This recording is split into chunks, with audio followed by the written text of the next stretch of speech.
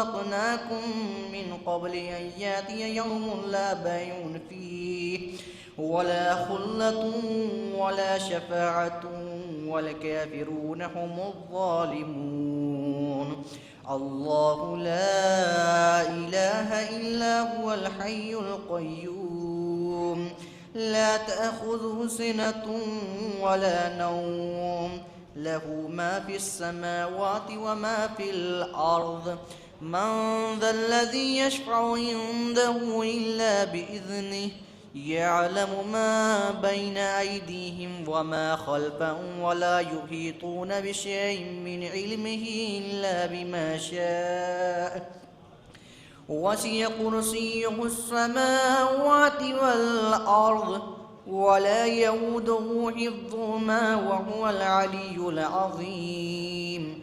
لا إكراه في الدين قد تبين الرشد من الغي فمن يكفر بالطاغوت ويؤمن بالله فقد استمسك بالعروة الوثقى لا انفصام لها والله سميع عليم.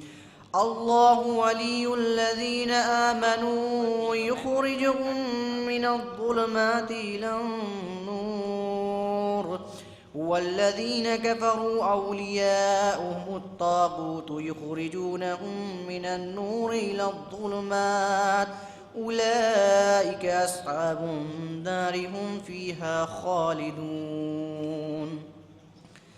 ألم تر إلى الذي حاج إبراهيم في ربه أن آتاه الله الملك إذ قال إبراهيم ربي الذي يحيي ويميت قال أنا أحيي وأميت قال إبراهيم فإن الله يأتي بالشمس من المشرق فأتي بها من المغرب فبهت الذي كفر والله لا يهدي القوم الظالمين.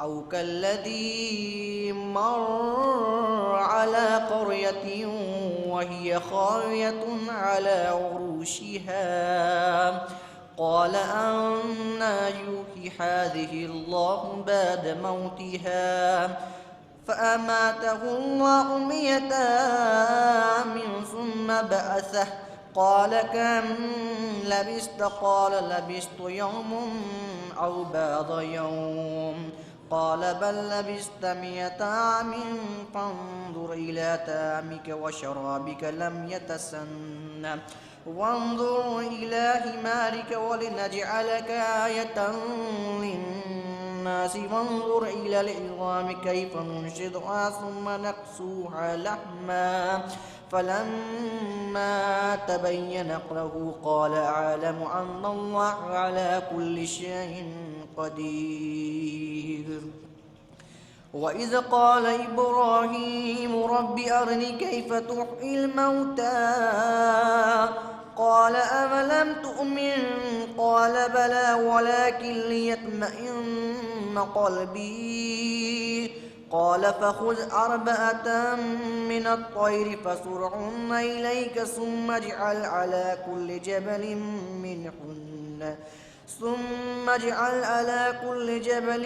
منهن جزءا ثم ادعهن يأتيك سعيا واعلم أن الله عزيز حكيم. مثل الذين ينفقون أموالهم في سبيل الله كمثل حبة أنبتت 7 سنابل في كل سنبلة 100 حبة والله يضاعف لمن يشاء والله واسع عليم. الذين ينفقون أموالهم في سبيل الله ثم لا يتبعون ما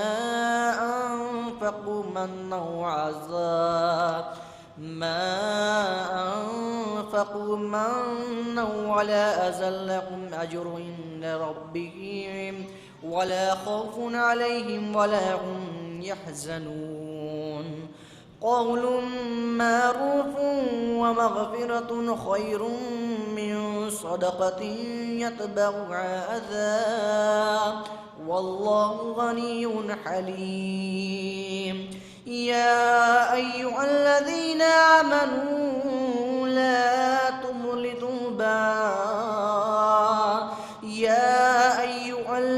آمنوا لا تبطلوا صدقاتكم بالمن والأذى كالذي ينفق ماله رياء الناس ولا يؤمن بالله واليوم الآخر فمثله كمثل صفوان عليه تراب فأصابه وابل فتركه صلدا لا يقدرون على شيء مما كسبوا والله لا يهدي القوم الكافرين. ومثل الذين ينفقون أموالهم ابتغاء مرضات الله وتثبيتا من أنفسهم كمثل جنة بربوة أصابها وابل فآتت أكلها ضعفين فإن لم يصبها وابل فطر والله بما تعملون بصير. أيود أحدكم أن تكون له جنة من نخيل وأعناب تجري من تحتها الأنهار له فيها من كل الثمرات وأصابه الكبر وله ذرية ضعفاء فأصابها إعصار فيه نار فاحترقت كذلك يبين الله لكم الآيات لعلكم تتفكرون. يا أيها الذين آمنوا أنفقوا من طيبات ما كسبتم ومما أخرجنا لكم من الأرض ولا يتممموا الخبيث منه تنفقون ولستم بآخذيه إلا أن تغمزوا فيه واعلموا أن الله غني حميد. الشيطان يعدكم الفقر ويأمركم بالفحشاء والله يعدكم مغفرة منه وفضلا والله واسع عليم. يؤتي الحكمة من يشاء ومن يؤت الحكمة فقد أوتي خيرا كثيرا وما يذكر إلا أولو الألباب. وما أنفقتم من نفقة أو نذرتم من نذر فإن الله يعلمه وما للظالمين من أنصار. إن تبدوا الصدقات فنعما هي وإن تخفوها وتؤتوها الفقراء فهو خير لكم ويكفر عنكم من سيئاتكم والله بما تعملون خبير. ليس عليك هداهم ولكن الله يهدي من يشاء وما تنفقوا من خير فلينفسكم وما تنفقون إلا ابتغاء وجه الله وما تنفقوا من خير يوفى إليكم وأنتم لا تظلمون.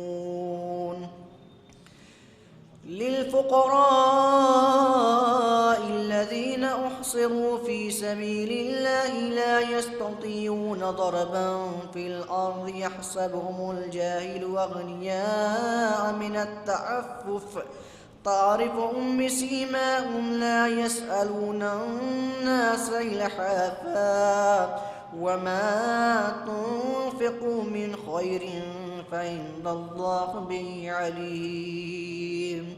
الذين ينفقون أموالهم بالليل والنهار سرا وعلانية فلهم أجرهم عند ربهم ولا خوف عليهم ولا هم يحزنون الذين يأكلون الربا لا يقومون إلا كما يقوم الذي يتخبطه الشيطان من المس ذلك بأنهم قالوا إنما البيع مثل الربا وأحل الله البيع وحرم الربا فمن جاءه موعظة من ربه فانتهى فله ما سلف وأمره إلى الله ومن عاد فأولئك أصحاب النار هم فيها خالدون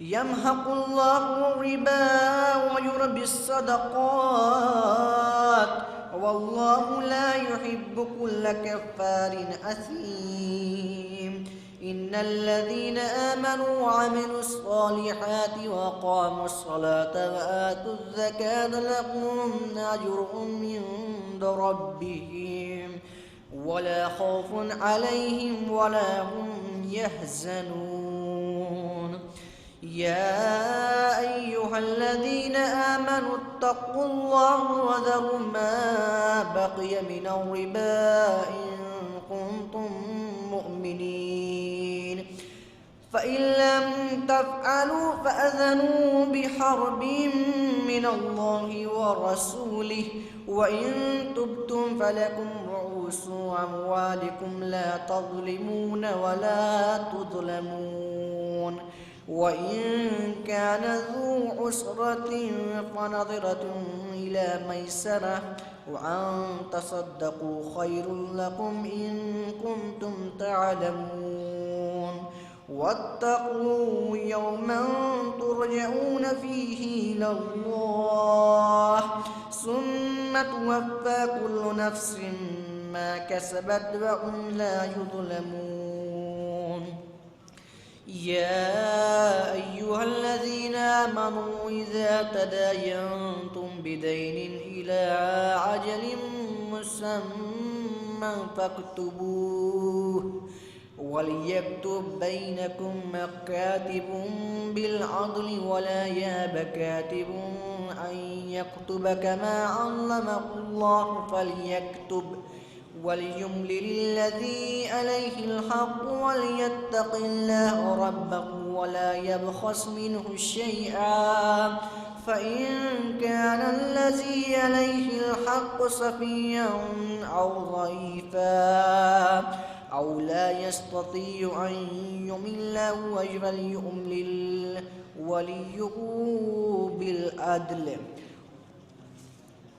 واستشهدوا شهيدين من رجالكم وإن لم يكونا رجلين فرجل وامرأتان ممن ترضون من الشهداء أن تضل إحداهما فتذكر إحداهما الأخرى ولا يأبى الشهداء إذا ما دعوا ولا تسأموا أن تكتبوا صغيرا أو كبيرا إلى أجله ذلكم أقسط عند الله وأقوم للشهادة وأدنى ألا ترتابوا إلا أن تكون تجارة حاضرة تريدونها بينكم فليس عليكم جناح ألا تكتبوها وأشهدوا إذا تبايعتم ولا يضار كاتب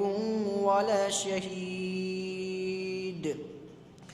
وإن تفعلوا فإنه فسوق بكم واتقوا الله ويعلمكم الله والله بكل شيء عليم وإن كنتم على سفر ولم تجدوا كاتبا فرهان مقبوضة فإن أمن بعضكم بعضا فليؤد الذي اؤتمن أمانته وليتق الله ربه ولا تكتموا الشهادة ومن يكتمها فإنه آثم قلبه والله بما تعملون عليم.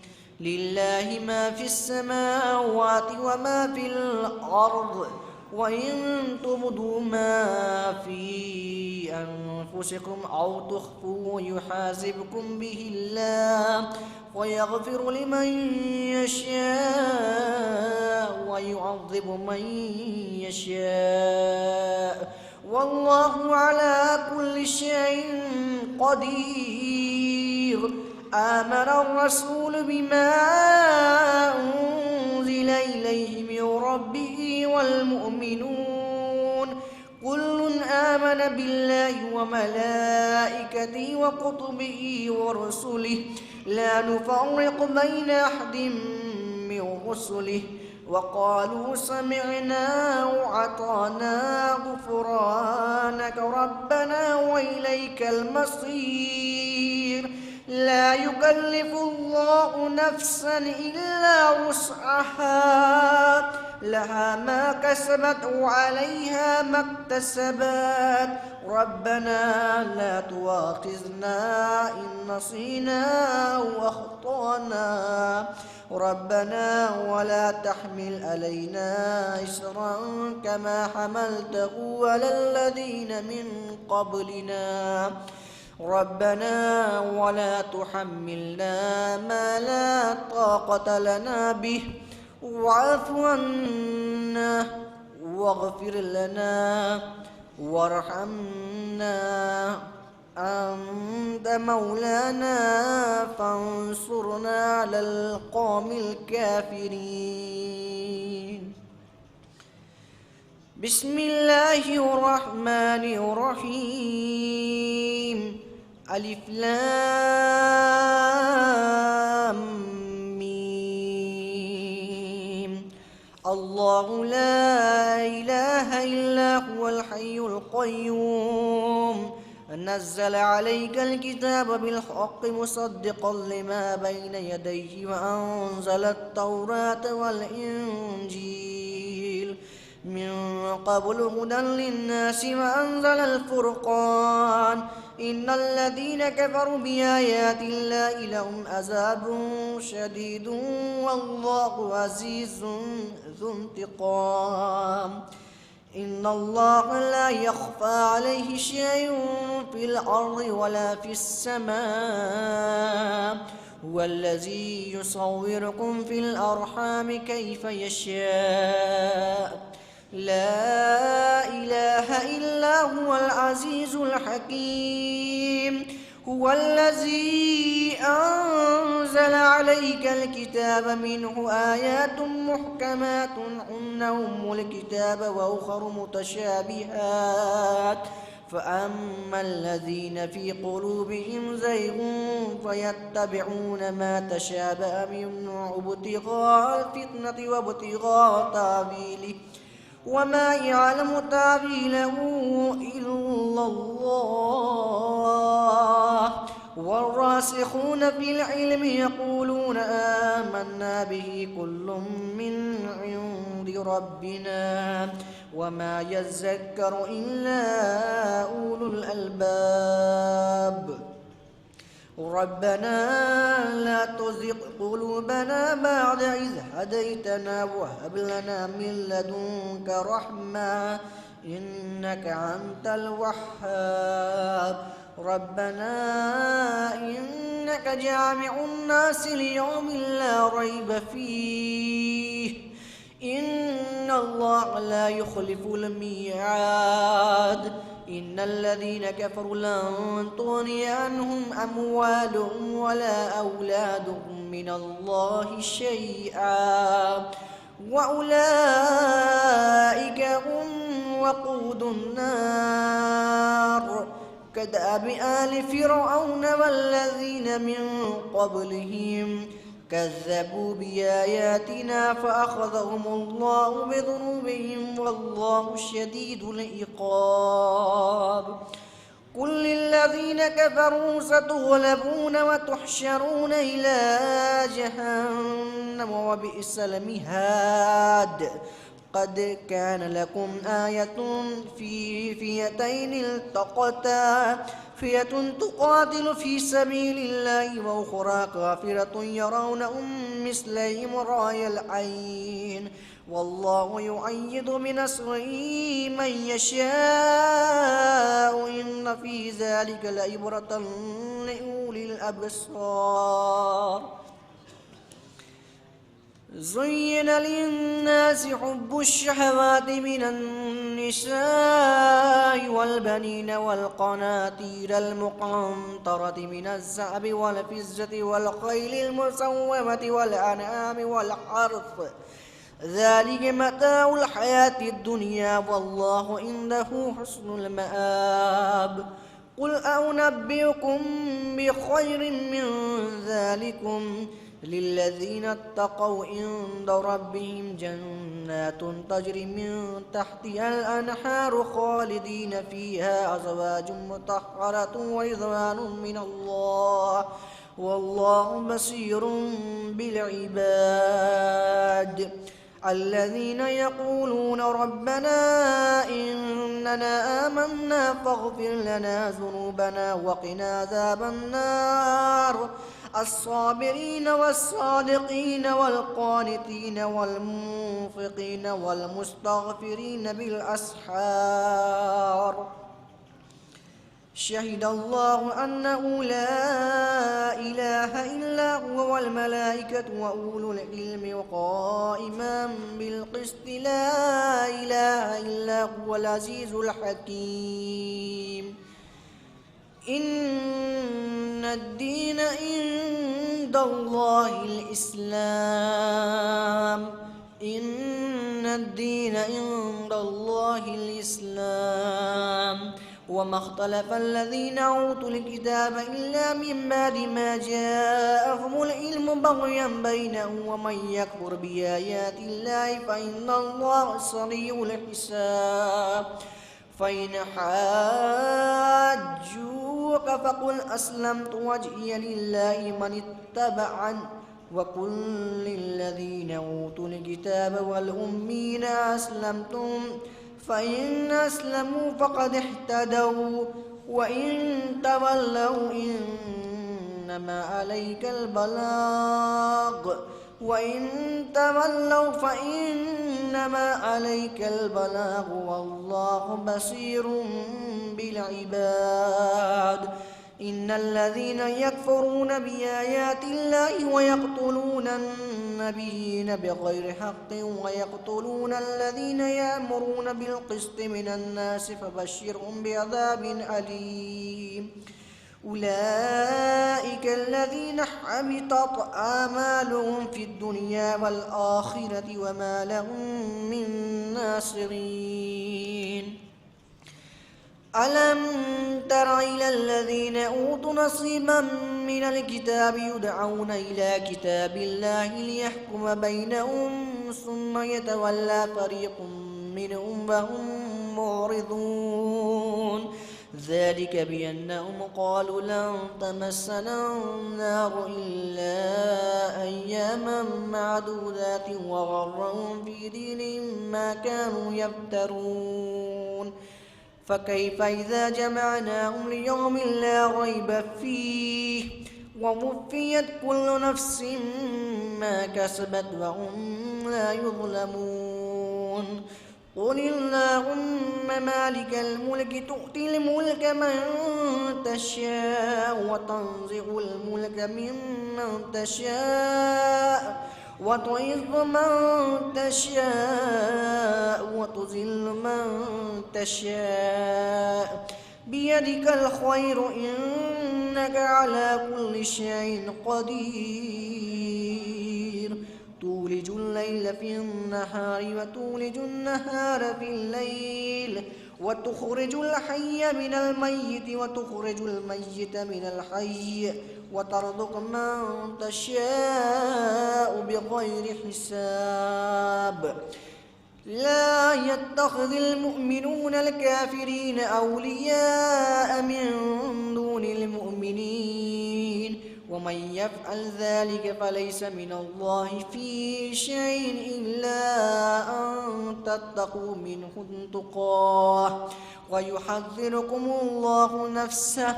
وإلى الله المصير.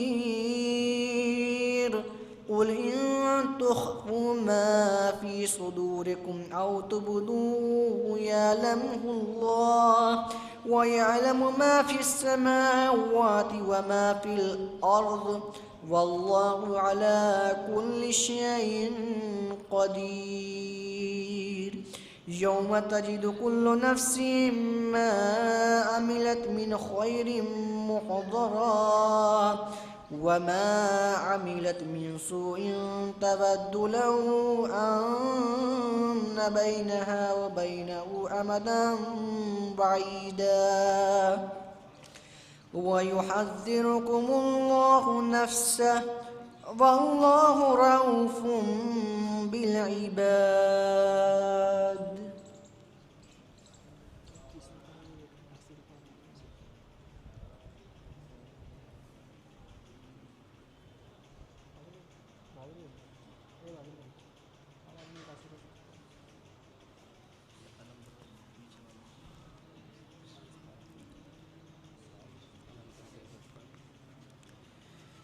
بسم الله الرحمن الرحيم.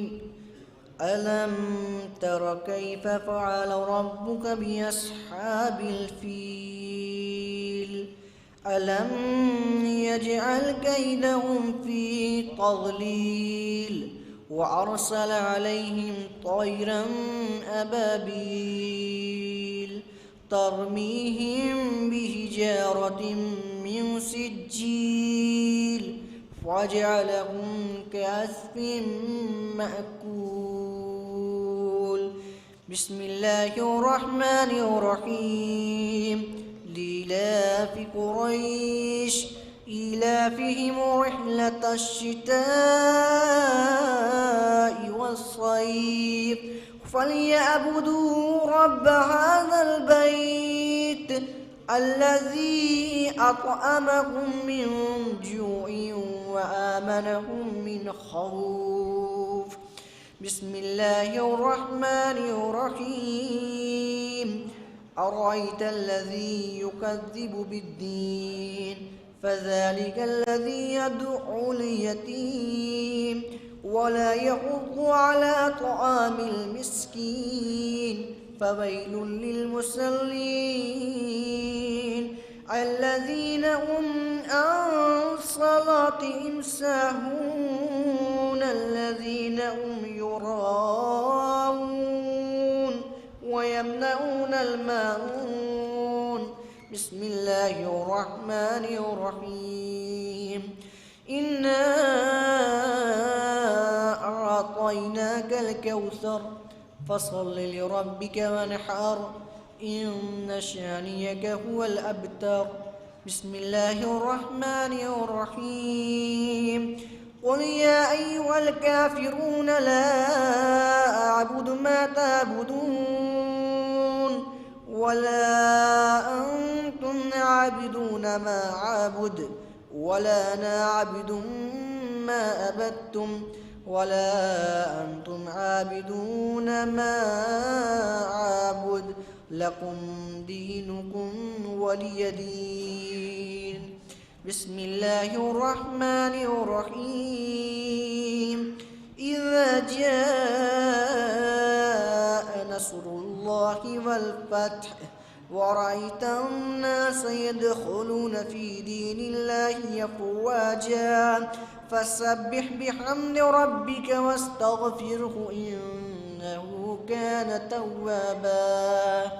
بسم الله الرحمن الرحيم. تبت يدا أبي لهب وتب ما أغنى عنه ماله وما كسب سيصلى نارا ذات لهب وامرأته حمالة الحطب في جيدها حبل من حسد بسم الله الرحمن الرحيم قل هو الله أحد الله الصمد لم يلد ولم يولد ولم يكن له كفوا أحد بسم الله الرحمن الرحيم قل أعوذ برب الفلق من شر ما خلق ومن شر غاسق إذا وقب ومن شر النفاثات في العقد ومن شر حاسد إذا حسد بسم الله الرحمن الرحيم قل أعوذ برب الناس ملك الناس إله الناس من شر الوسواس الخناس الذي يوسوس في صدور الناس من الجنة والناس صدق الله العلي العظيم صلوا على محمد وآل محمد اللهم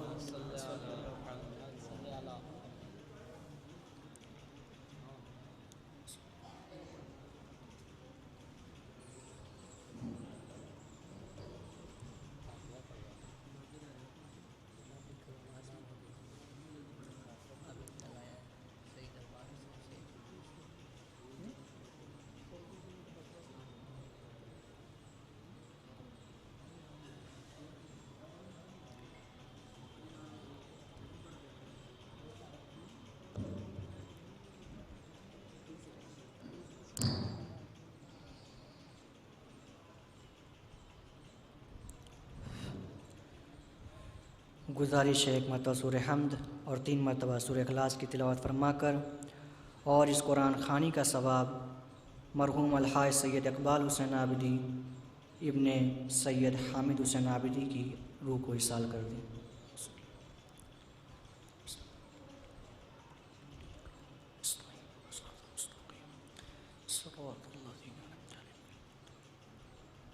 بسم اللہ الرحمن الرحیم قل هو الله احد الصمد بسم الله الرحمن الرحیم بسم الله الرحمن الرحیم اللهم صل على محمد اللهم صل على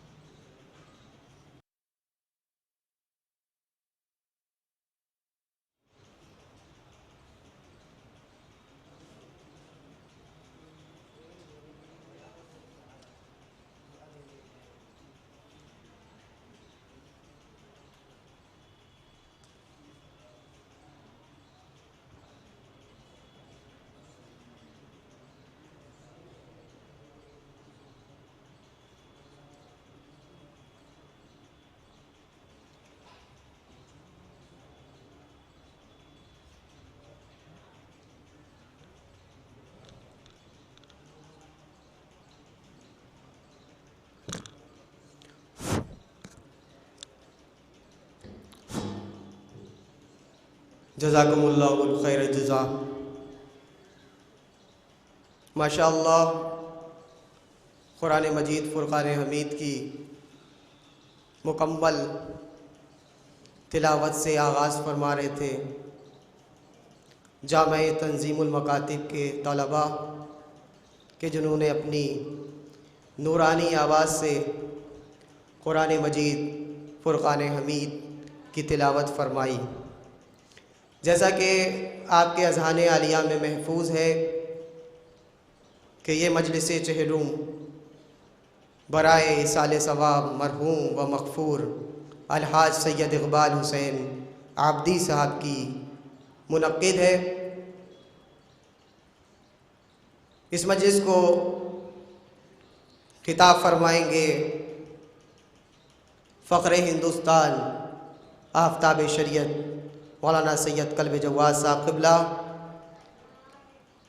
مجلس کا آغاز چند ہی لمحوں میں تلاوت کلام ربانی سے محترم برادر عزیز قاری قرآن قاری بہدر الزماں صاحب قبلہ اپنی نورانی آواز سے مجلس کی آغاز تلاوت کلام ربانی سے فرمائیں گے۔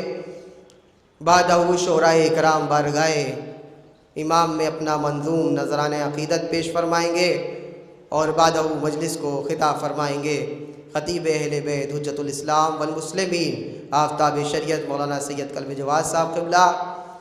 مومنین سے گزارش ہے کہ جو حضرات باہر کرسیوں پہ بیٹھے ہیں ان سے گزارش ہے اگر کوئی پریشانی کوئی تکلیف نہ ہو تو وہ فرش عزا کے اوپر تشریف لے آئیں، کیونکہ فرش عزا کی ایک اپنی عظمت ہے اور اپنی نورانیت ہے اور ایک بڑا مقام اور منزلت ہے۔ لہٰذا اس فرش پہ وہی بیٹھتا ہے کہ جو پاک صاف طیب طاہر ہوتا ہے۔ لہٰذا آپ سے گزارش ہے کہ اس فرش کی زینت بنے، لہٰذا اندر تشریف لائیں اور مجلس کا آغاز چند ہی لمحوں میں تلاوت کلام ربانی سے ہونے جا رہا ہے۔ اس فرش کے اوپر آسمان سے ملائکہ تشریف لاتے ہیں، اس فرش کے اوپر انبیاء تشریف لاتے ہیں، اس فرش کے اوپر ائمہ معصومین علیہم الصلاۃ والسلام تشریف لاتے ہیں، اور روایات میں آتا ہے کہ جب یہ فرش بچھایا جاتا ہے تو جناب سیدۃ النساء العالمین جناب فاطمہ الزہرا سلام اللہ علیہا تشریف لاتی ہیں۔ تو لہٰذا گزارش ہے کہ تمام مومنین جو باہر بیٹھے ہیں چیئر کے اوپر اگر انہیں کوئی تکلیف پریشانی نہ ہو تو وہ اندر تشریف لے آئیں۔ یہ کرسیاں کا اہتمام اس لیے بھی کیا جاتا ہے کہ شاید کسی کے تکلیف ہو، شاید کوئی مریض ہو نیچے نہ بیٹھ پائے تو وہ چیئر کے اوپر بیٹھ جائے، لیکن جو مومنین صحیح اور سلامت ہے پروردگار عالم نے جسم میں قوت اور طاقت دی ہے ان کے لیے یہ لازمی ضروری ہے کہ وہ یہ فرش عزا کی زینت بنے اور فرش پہ بیٹھ کر یہی دعا کریں کہ پروردگار عالم جب تک کہ جسم میں جان باقی ہے ہمیں اس فرش پہ آنے کی توفیق عنایت فرمانا۔ پروردگار عالم جب تک کہ جسم میں جان باقی ہے تو میری جان کو اس وقت تک کہ نہ نکلے جب تک کہ ہمارے امام ہم سے راضی اور خوشنود نہ ہو جائیں۔ پروردگار عالم سے یہی دعا کرا کریے پروردگار عالم زندگی میں کسی کا محتاج نہ رکھے، اور جب کسی کے محتاج ہونے والے ہوں تو اس دنیا سے رخصت ہو جائیں، کسی کے اوپر زیر بار نہ ہو، کسی کے اوپر کوئی ایسا کام نہ ہونے پائے کہ جو دنیا بھر والے یاد کریں کہ آپ نے میرے اوپر یہ احسان کیا تھا۔ لہٰذا اہل بیت سے یہی دعا کرتے ہیں کہ پروردگار عالم ہم سب کو اس فرش عزا پہ بیٹھنے کی توفیق عنایت فرمائے، اور جو لوگ اس فرش سے دور ہیں ان سب کو بھی یہ توفیق عنایت فرمائے کہ وہ اس فرش کے اوپر آئیں اور اپنی تمام وبا، تمام بیماری اور تمام جسمانی بیماریوں کو دور فرمائیں۔ ظاہر سی بات ہے مجلس کا وقت عنقریب ہے اور بڑی اختصار کے ساتھ کام لینا ہے، کیونکہ مجلس کے فوراً بعد نماز بجماعت ہوگی اور نماز بجماعت کے بعد فوراً افطار کا بھی اہتمام ہے۔ تو لہٰذا آپ سب سے گزارش یہ ہے کہ آپ لوگ وقت کے اوپر تشریف لے آئیں تاکہ مجلس کا آغاز چند ہی لمحوں میں تلاوت کلام ربانی سے کیا جا سکے۔ فرش مجلس میں فاطمہ زہرا، فرش مجلس میں فاطمہ زہرا لمحہ لمحہ شمار کرتی ہیں، اے عزادارو آؤ مجلس میں فاطمہ انتظار کرتی ہیں۔ تمام محبان شیعان حیدر کرار اور تمام عزاداران مظلوم سرکار سید الشہداء ابا عبداللہ الحسین کی خدمت میں گزار ہوں کہ وہ فرش عزا پہ تشریف لائیں چند ہی لمحوں میں مجلس کا آغاز ہونے جا رہا ہے۔ میں گزار ہوں، میری آواز اگر محترم برادر عزیز قاری قرآن قاری بیت الزماں صاحب قبلہ ہماری آواز سن رہے ہیں تو ان سے گزارش ہے کہ وہ امام باڑے غفران مآب میں تشریف لائیں اور اپنی نورانی آواز سے آج کی اس مجلس کا آغاز فرمائے۔ یقیناً اس امام باڑے کی بھی ایک اپنی نورانیت ہے اور اس امام باڑے کی بھی ایک اپنی اہمیت ہے۔ اس امام باڑے کے اندر وہ علماء اکرام مدفون ہیں کہ جس نے ان شہر عزا شہر لکھنؤ میں اپنی بڑی خدمات انجام دی ہیں۔ اس امام باڑے کے اندر حجت الاسلام والمسلمین عالی جناب مولانا سید غفران مآب علیہ رحمہ کی قبر مبارک ہے۔ کون غفران مآب کہ جنہوں نے سرزمین ہندوستان پہ آ کر کے اور بالاخص اس شہر لکھنؤ کے اندر عزاداری سرکار سید الشہداء امام حسین علیہ السلام کو قائم اور دائم کیا، طریقہ اور سلیقہ ہم کو سکھایا کہ کس طریقے سے عزاداری کو کرنا ہے۔ یقین مانیے یہاں پہ کس طریقے سے عزاداری کو قائم کیا کہ مجلس کا آغاز ہونا ہے تو کس طریقے سے ہونا ہے، مجلس کو برپا کرنا ہے تو طریقہ کار مجلس کیا ہے، یہ ہمارے اوپر احسان ہے ہمارے علماء کا، اور ہمارا فریضہ بنتا ہے کہ 1 مرتبہ سورہ حمد اور 3 مرتبہ سورہ توحید کی تلاوت فرما کر جو بھی اس امام بارگاہ میں مدفون علماء کرام و مومنین حضرات ہیں ان سب کو اصال فرما دیں۔ بسم اللہ الرحمن الرحیم، الحمدللہ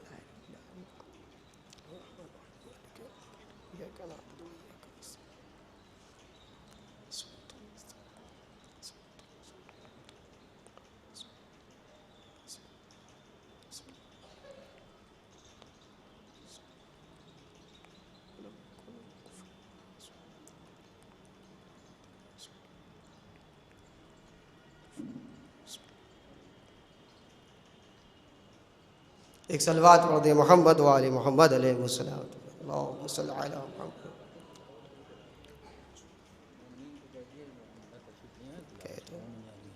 جو مومنین باہر چیئر کے اوپر بیٹھے ہیں کرسیوں پہ، ان سے گزارش ہے کہ وہ امام باڑے کے اندر تشریف لے آئیں۔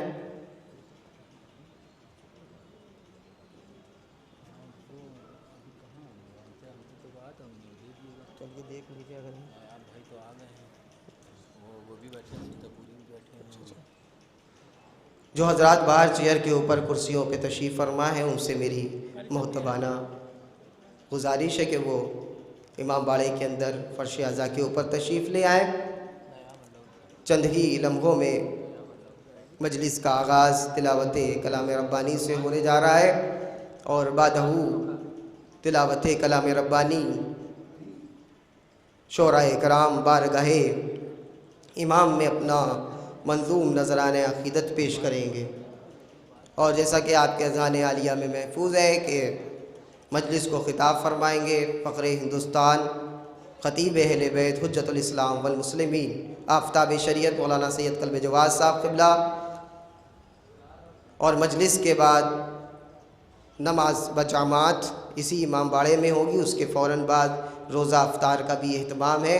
تو مومنین سے گزارش ہے کہ وہ مجلس اور نماز اور روزہ افطار میں شرکت فرمائیں، لہٰذا جو مومنین باہر چیئر کے اوپر بیٹھے ہیں میں ان سے محتبانہ گزارش کرتا ہوں اگر کوئی پریشانی کوئی تکلیف نہیں ہے تو وہ فرش عزا کے اوپر تشریف لے آئیں تاکہ مجلس کا آغاز تلاوت کلام ربانی سے کیا جا سکے۔ قاری صاحب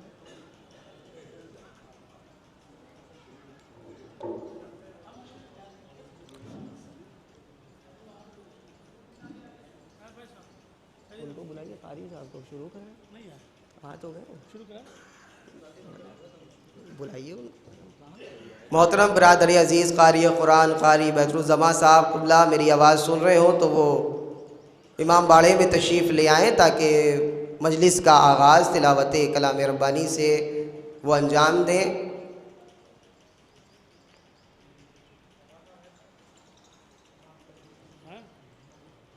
مومنین سے گزارش ہے کہ وہ اندر امام باڑے کی تشریف لے آئیں۔ مجلس کا آغاز تلاوت کلام ربانی سے ہونے جا رہا ہے۔ آئے تو تھے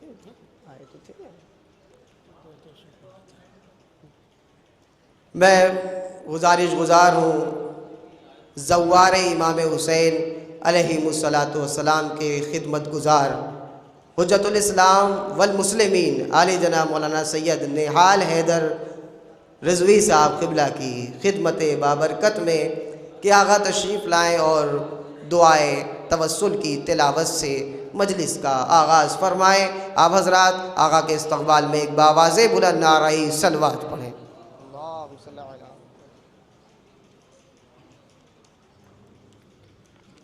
نعرہ صلوات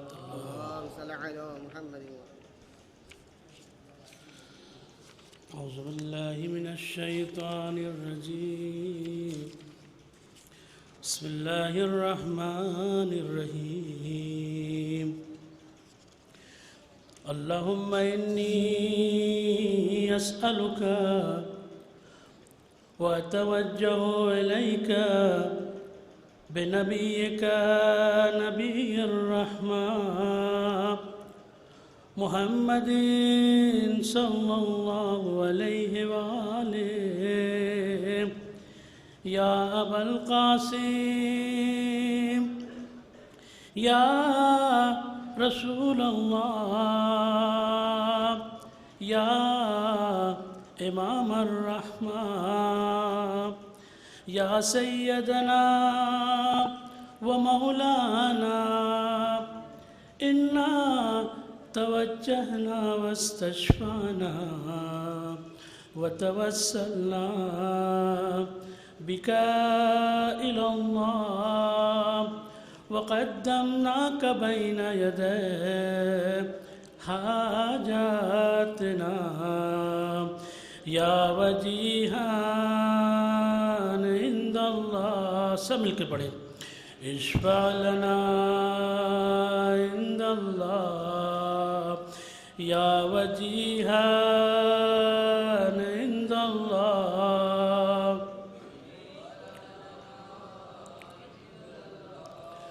يا أبا الحسن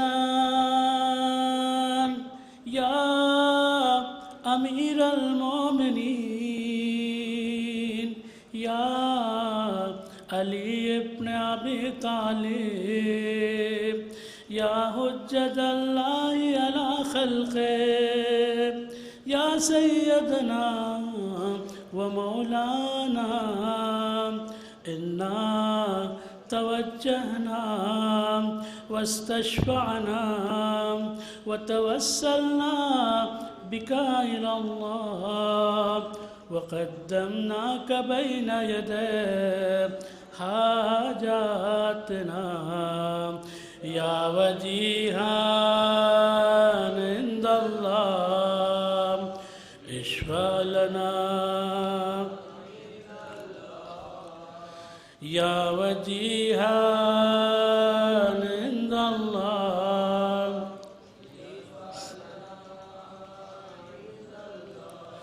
يا فاطمة الزهراء يا بنت محمد يا قرة عين الرسول يا سيدتنا ومولاتنا إنا توجهنا واستشفعنا وتوسلنا بك إلى الله وقدمناك بين يدي حاجاتنا يا وجيهة عند الله اشفعي لنا يا وجيهة عند الله يا أبا محمد يا حسن بن علي أيها المجتبى يا ابن رسول الله يا حجة الله على خلقه يا سيدنا ومولانا إنا توجهنا واستشفعنا وتوسلنا بك إلى الله وقدمناك بين يدي حاجاتنا يا وجيها اشفع لنا يا وجيها عند الله اشفع لنا يا أبا عبد الله يا حسين بن علي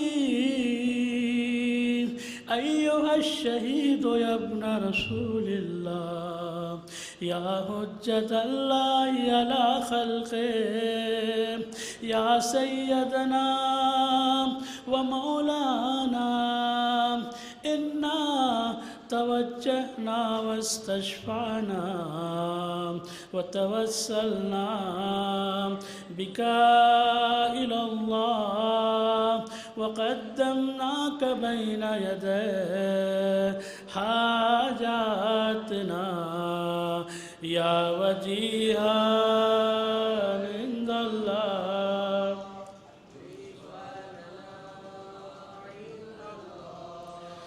يا وجيها عند الله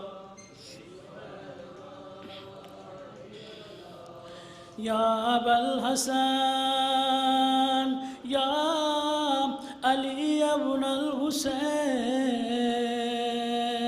يا زين العابدين يا ابن رسول الله يا حجة الله على خلقه يا سيدنا ومولانا إنا توجهنا واستشفعنا وتوسلنا بك إلى الله وقدمناك بين يدي حاجاتنا يا وجيها عند الله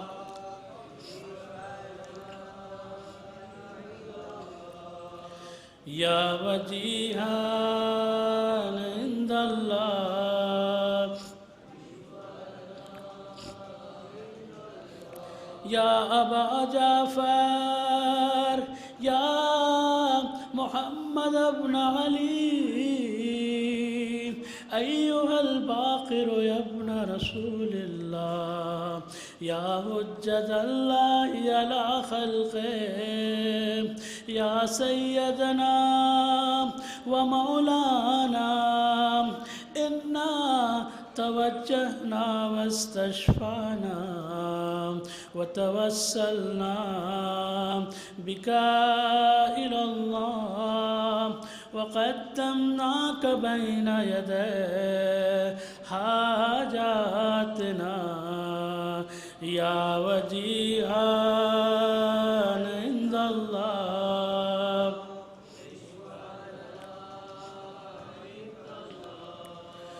يا وجيها عند الله اشفع لنا عند الله يا أبا عبد الله يا جعفر بن محمد أيها الصادق يا ابن رسول الله يا حجة الله على خلقه يا سيدنا ومولانا إنا توجهنا واستشفعنا وتوسلنا بك إلى الله وقدمناك بين يدي حاجاتنا يا وجيها عند الله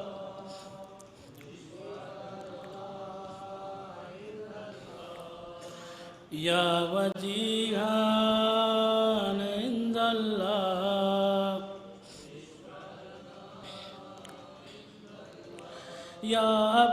الحسن یا موسى ابن جعفر أيها الكاظم يا ابن رسول الله يا حجة الله على خلقه يا سيدنا ومولانا إنا توجهنا واستشفعنا وتوسلنا بك إلى الله وقدمناك بين يدي حاجاتنا يا وجيها عند الله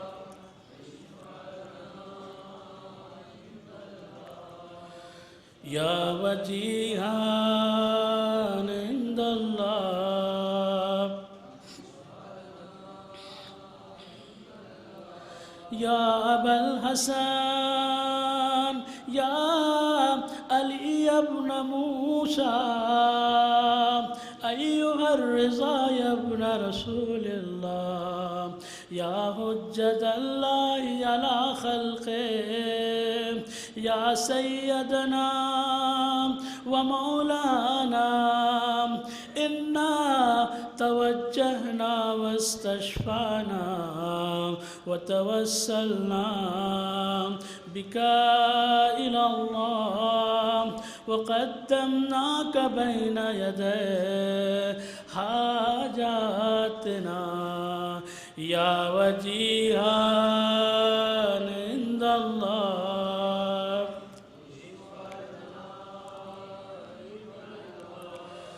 يا وجيها عند الله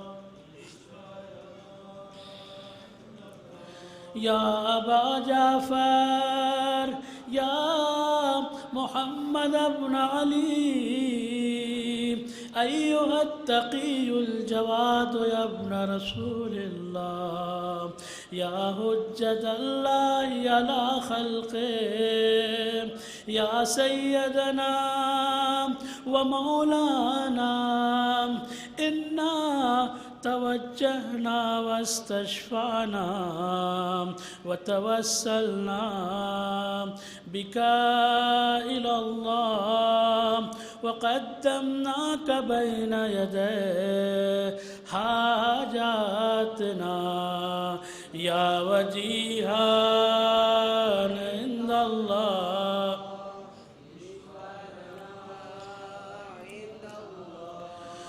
يا وجيها عند الله اشفع لنا عند الله يا أبا الحسن يا علي بن محمد أيها الهادي النقي يا ابن رسول الله يا حجة الله على خلقه يا سيدنا ومولانا إنا توجهنا واستشفعنا وتوسلنا بك إلى الله وقدمناك بين يدي حاجاتنا يا وجيها عند الله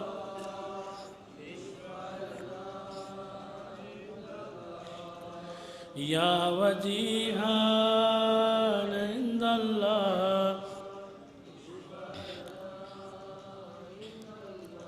يا أبا محمد يا حسن بن علي أيها الزكي العسكري يا ابن رسول الله يا حجة الله على خلقه يا سيدنا ومولانا إنا توجهنا واستشفعنا وتوسلنا بك إلى الله وقدمناك بين يدي حاجاتنا يا وجيها عند الله عند الله يا وجيها عند الله اشفع لنا عند الله يا وسيع الحسن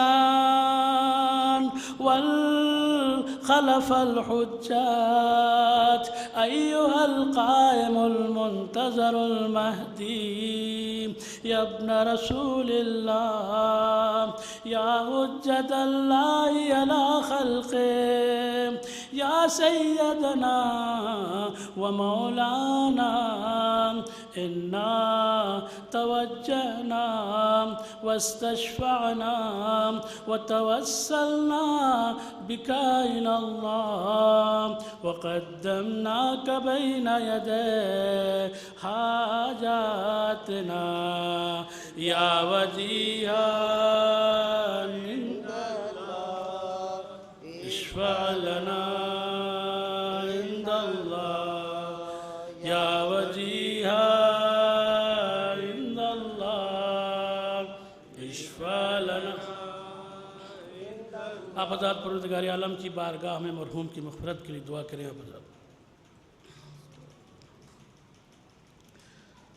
آپ حضرات مل کے پڑھیں.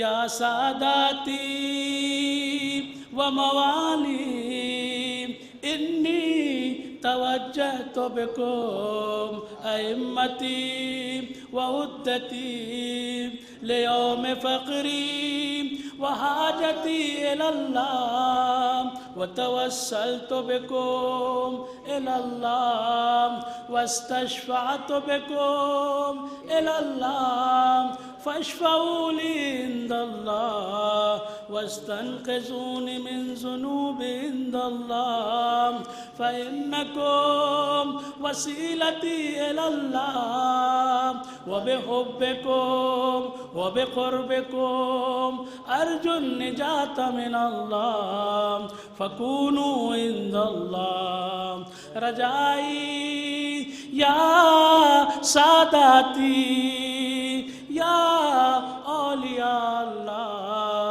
صلى الله عليهم أجمعين ولعن الله أعداء الله ظالمين من الأولين والآخرين آمين رب العالمين. نعرہ صلوات.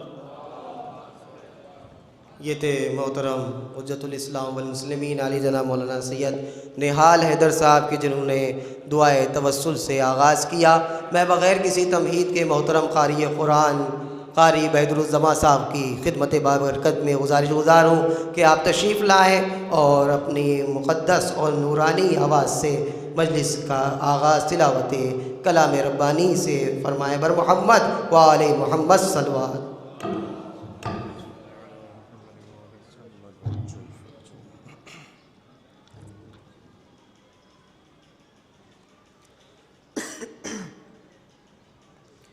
ایک اور باواز بلند نعرہ صلوات.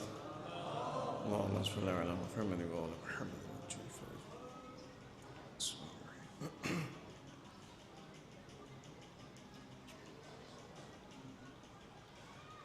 اعوذ باللہ من الشیطان الرجیم.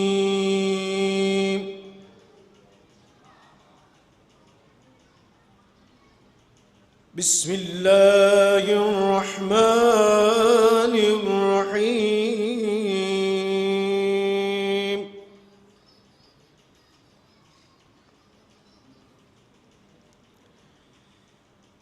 اذا وقعت الواقعة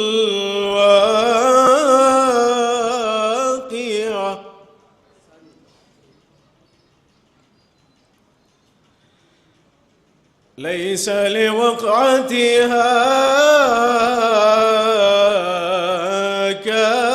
كاذبة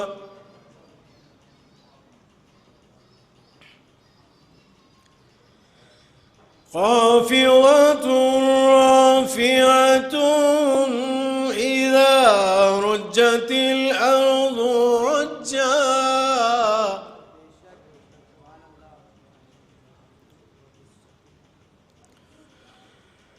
وبست الجبال بسا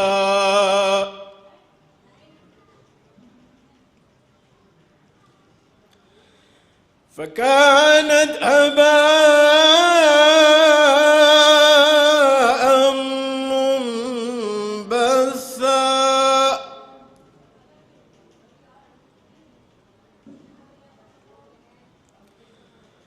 وكنتم أزواجا ثلاثة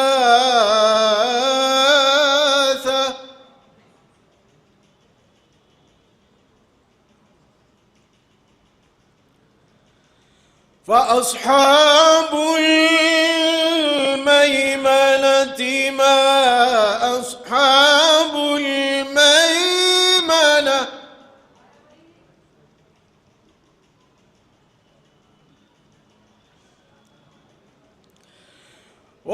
وأصحاب المشأمة ما أصحاب المشأمة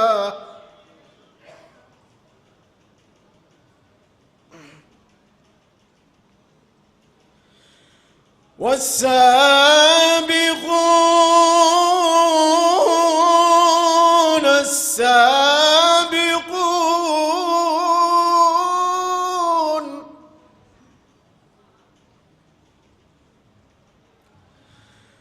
أولئك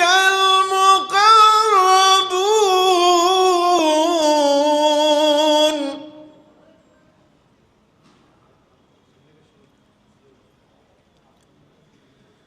في جنات النعيم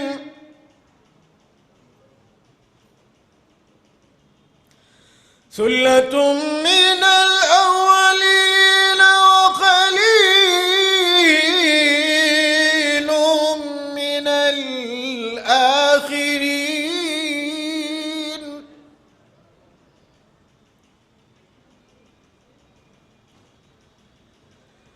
على سرر موضونة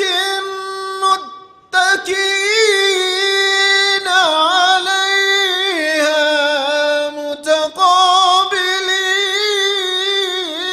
متقابلين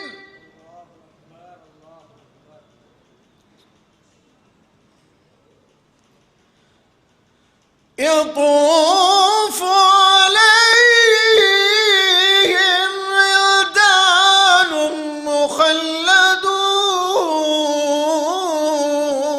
مخلدون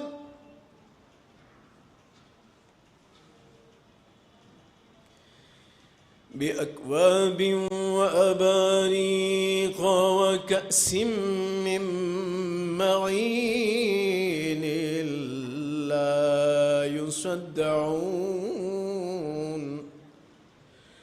لا يصدعون عنها ولا ينزفون وفاكهة مما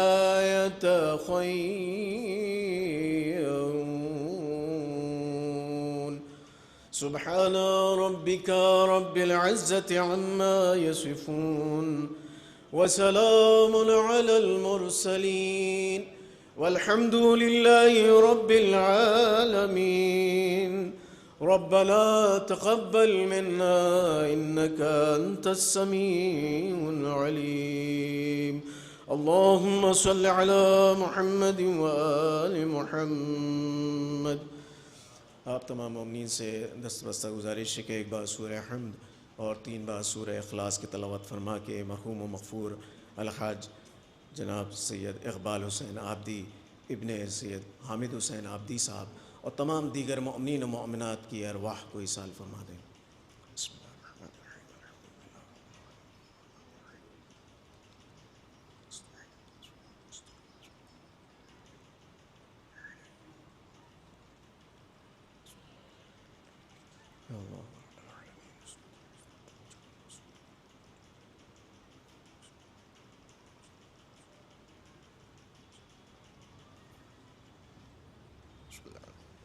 بسم اللہ علی محمد سبحان اللہ، جزاکم اللہ الخیر الجزا۔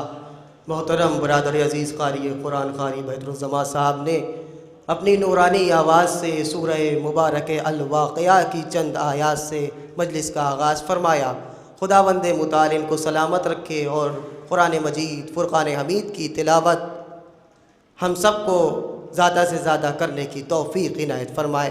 اس ماہ مبارک رمضان میں گویا کہ روایات میں آیا ہے کہ اگر کوئی ایک آیت قرآن مجید کی تلاوت کرتا ہے تو پورے قرآن ختم کر لینے کا ثواب ہے۔ پروردگار عالم اس ماہ مبارک رمضان کے جو چند ایام رہ گئے ہیں، ان ایام میں ہم کو قرآن مجید کی تلاوت کرنے کی توفیق عنایت فرمائے۔ میں بغیر کسی تمہید کے گزار ہوں جناب اطہر امام صاحب کی خدمت عالیہ میں کہ تشریف لائیں اور بارگاہ امام میں اپنا منظوم نذران عقیدت پیش فرمائیں۔ بر محمد و آل محمد صلوات۔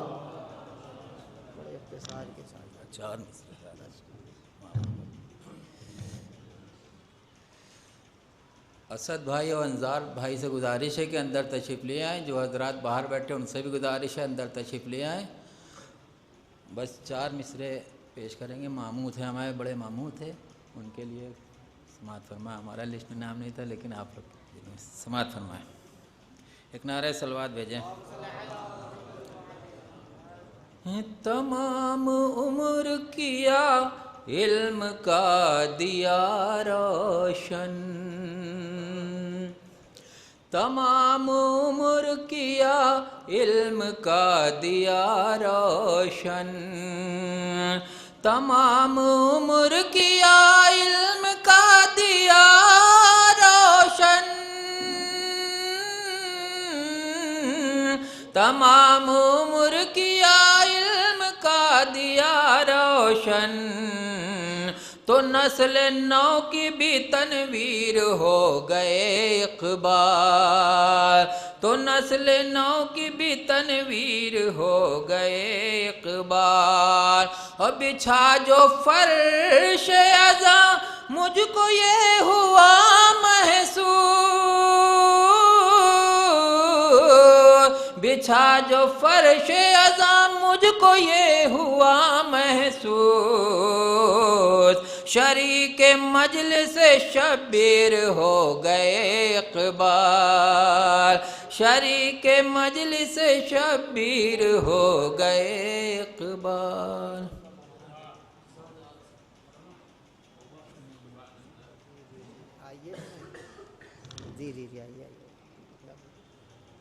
ماشاءاللہ، جزاک اللہ۔ بہترین اشعار مرحوم و مغفور جناب اقبال حسین صاحب کے حوالے سے محترم اطہر امام صاحب آپ کے اذان عالیہ تک پہنچا رہے تھے۔ یقیناً جناب سید اقبال حسین آبدی صاحب کی جن کی شخصیت اس شہر لکھنؤ میں محتاج تعارف نہیں ہے، کہ جنہوں نے نہ جانے کتنے اسٹوڈنٹ کو اپنے علم سے سرفراز کیا ہے، چاہے شیعہ، چاہے سنی، چاہے کسی بھی مسلک کے تعلق رکھنے والے اسٹوڈنٹ ہوں، ان تمام طلباء کو اپنے علم سے سرفراز کیا ہے۔ اور یقیناً یہی ایک حدیث رسول خاتم سرور کونین حضرت محمد مصطفیٰ صلی اللہ علیہ وآلہ وسلم کی حدیث ہے کہ یا علی انتا وشیعتک ہم الفائزون، اے علی آپ کامیاب ہوں گے اور آپ کے شیعہ کامیاب ہوں گے۔ کون شیعہ؟ کہ جو آپ کے نقش قدم پہ چلیں گے۔ امام نے یہی فرمایا کہ اے میرے شیعوں، ہم ساری زندگی تم کو ادھر ادھر نہ دیکھیں، بس 2 ہی کام کرتے دیکھیں، ایک کام تمہیں پڑھتے دیکھیں، دوسرا کام پڑھاتے دیکھتے۔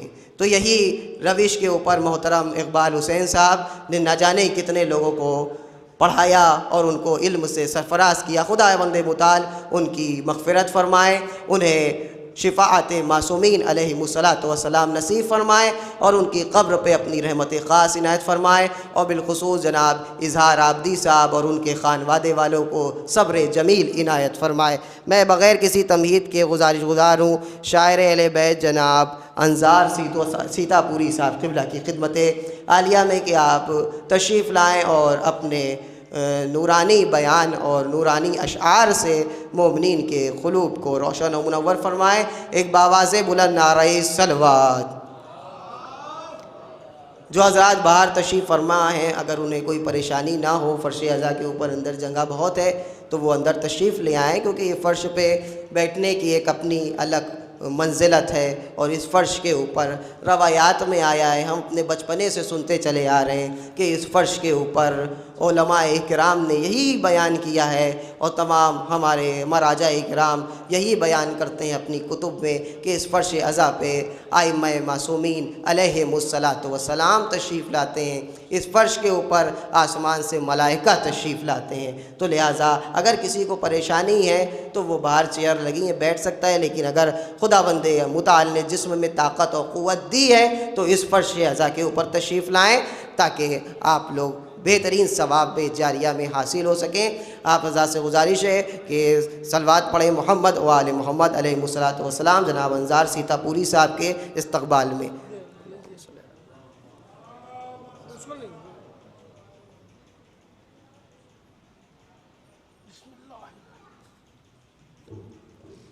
میں نے آپ کی آواز سنی تھی، خیریت سے؟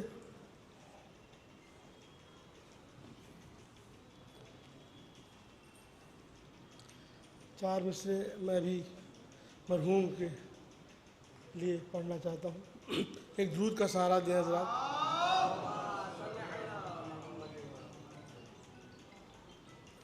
تمام مومنین سے گزارش ہے ایک بار درود بآواز بلند پڑھیں۔ بسم اللہ الرحمن الرحیم۔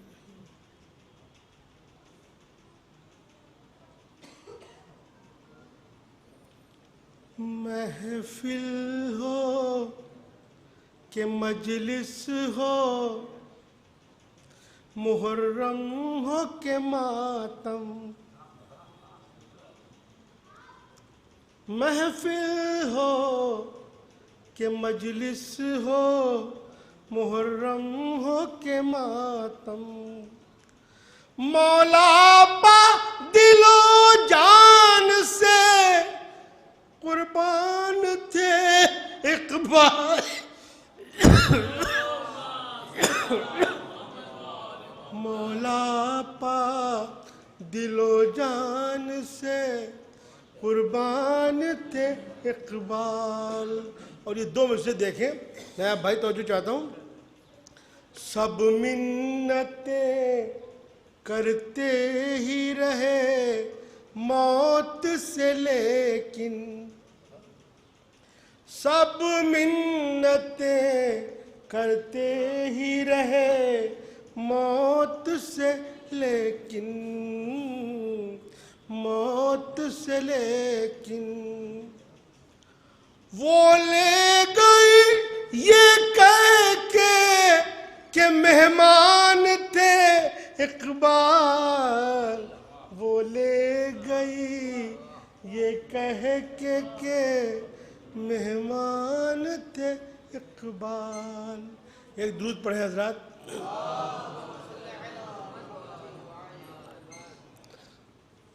کانپور کا ایک مصرع تھا، سارے اشعار نہیں پڑھوں گا، صرف ایک مطلع اور 3 اشعار اور مقطع۔ ہمارے کرم فرما نایا لولی صاحب تشریف فرمائے، دیکھ کے چلو بھر خون بڑھ گیا۔ میرا ایک درود پڑھیں بآواز بلند۔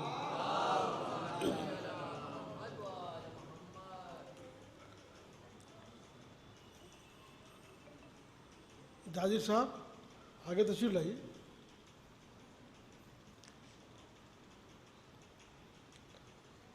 توجہ چاہتا ہوں۔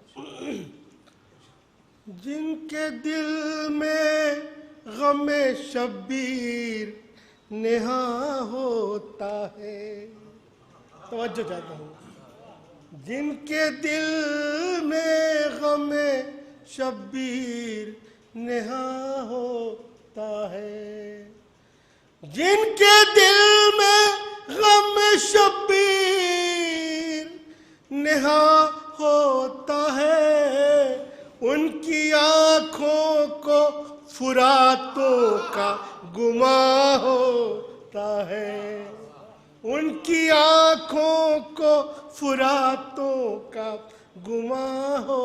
اور یہ شعر خاص طور سے توجہ چاہتا ہوں، شاید حاصل کرام شعر ہو۔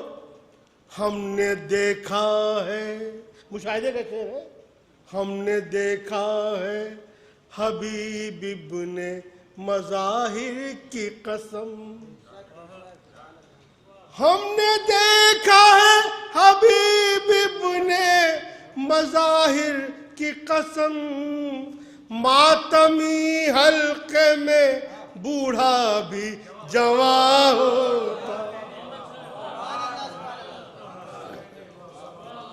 ہم نے دیکھا ہے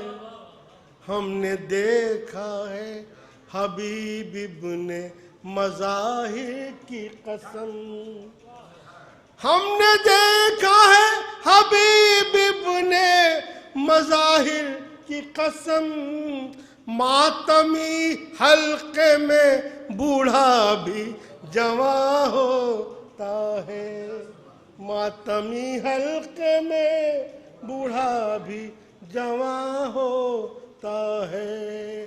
حضرات یہ شعر دیکھیے، غم شبیر کو محسوس کرو پھر دیکھو، بہت توجہ حضرات، غم شبیر کو محسوس کرو پھر دیکھو، درد میں درد کا احساس کہاں ہوتا ہے، درد میں درد کا احساس کہاں ہوتا ہے۔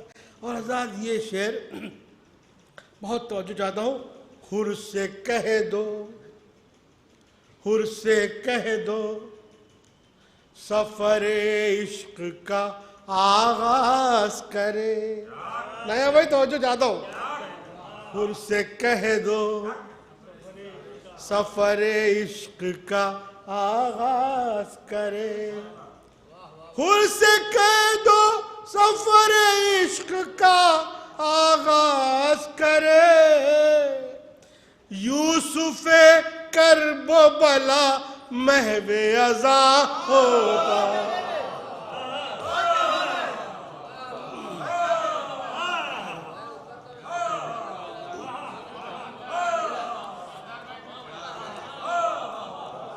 شکریہ آزاد۔ حر سے کہہ دو، حر سے کہہ دو سب، حر سے کہہ دو سفر عشق کا آغاز کرے، بھائی توجہ، حر سے کہہ دو سفر عشق کا آغاز کرے، یوسف کرب و بلا محو ازاں ہوتا ہے، یوسف کرب و بلا محو ازاں ہوتا ہے۔ حضرات سارے شعر چھوڑتا ہوں، یہ بھی شعر دیکھ لیجئے، جب بھی زوار قدم رکھتے ہیں بین الحرمین، جب بھی زوار قدم رکھتے ہیں بین الحرمین، نام عباس جری محو، نام عباس جری، ایک درود پڑھ دیں حضرات، جب بھی زوار قدم رکھتے ہیں بین الحرمین، نام عباس جری ورد زباں ہوتا ہے، نام عباس جری ورد زباں ہوتا ہے۔ حضرات روزے میں پڑھا نہیں جا رہا، معاف کیجیے گا، جس کی چھت، آخری شعر، جس کی چھت پر ہو لگا باب حوائج کا علم، جس کی چھت پر ہو لگا باب حوائج کا علم، جس کی چھت پر ہو لگا باب حوائج کا علم، شہر در شہر نمایاں وہ مکان ہوتا ہے۔ اور یہ مقطع بھی دیکھ لیں، آپ کی زحمت تمام، نائبہ دیکھیے، خوش نصیبی سے وہاں رہتا ہے حاضر انظار، خوش نصیبی سے وہاں رہتا ہے حاضر انظار، ذکر سلطان شہادت کا جہاں ہوتا ہے، ذکر سلطان شہادت کا جہاں ہوتا ہے، ذکر سلطان شہادت کا جہاں ہوتا ہے۔ شکریہ ماشاءاللہ یہ تھے جناب انظار سیتا پوری صاحب، اور میں بغیر کسی تنقید کے گزارش گزار ہوں جناب نیاب ہلوری صاحب قبلہ کی خدمت عالیہ میں کہ آپ تشریف لائیں اور بارگاہ امام میں اپنا منظوم نذرانہ عقیدت پیش فرمائیں۔ بر محمد و آل محمد صلوات۔ اور تمام شعراء کی خدمت میں یہ گزارش گزار ہوں کہ تھوڑا اختصار سے کام لیں کیونکہ وقت کم ہے، تو اسی حساب سے انشاءاللہ کہ تمام شعراء اپنا منظوم نذرانہ عقیدت پیش کریں۔ بر محمد و آل محمد صلوات۔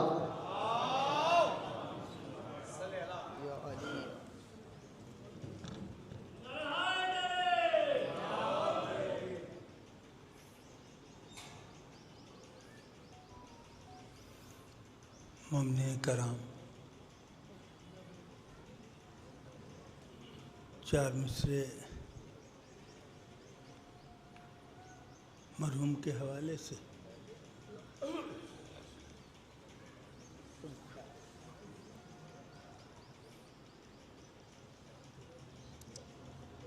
انظار بھائی چار مصرے حاضر کر رہا ہوں۔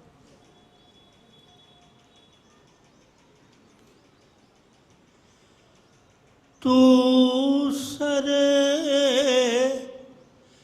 بزم ہے پھر بھی نظر آتا ہی نہیں،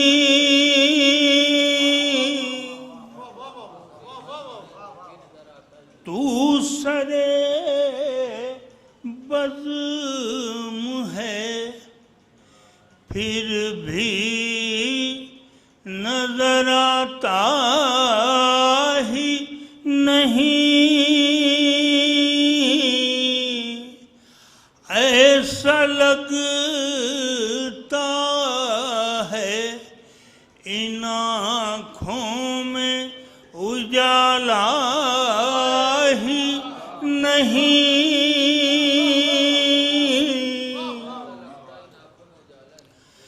کیسے تسلیم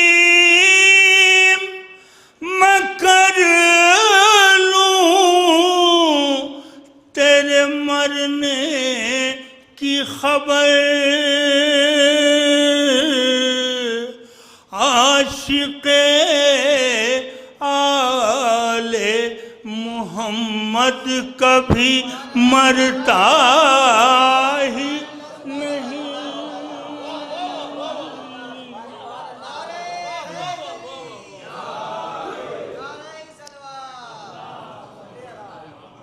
کیسے تسلیم میں کر لوں تیرے مرنے کی خبر، عاشق آل محمد کبھی مرتا ہی نہیں۔ ایک بار درود پڑھ لیں محمد والے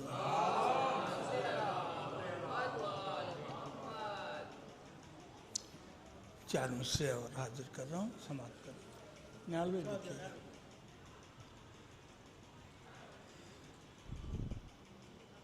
سونا سونا سا تمنا کا آنگن نہ لگے، اہل علم تشریف فرمائے، سونا سونا سا تمنا کا آنگن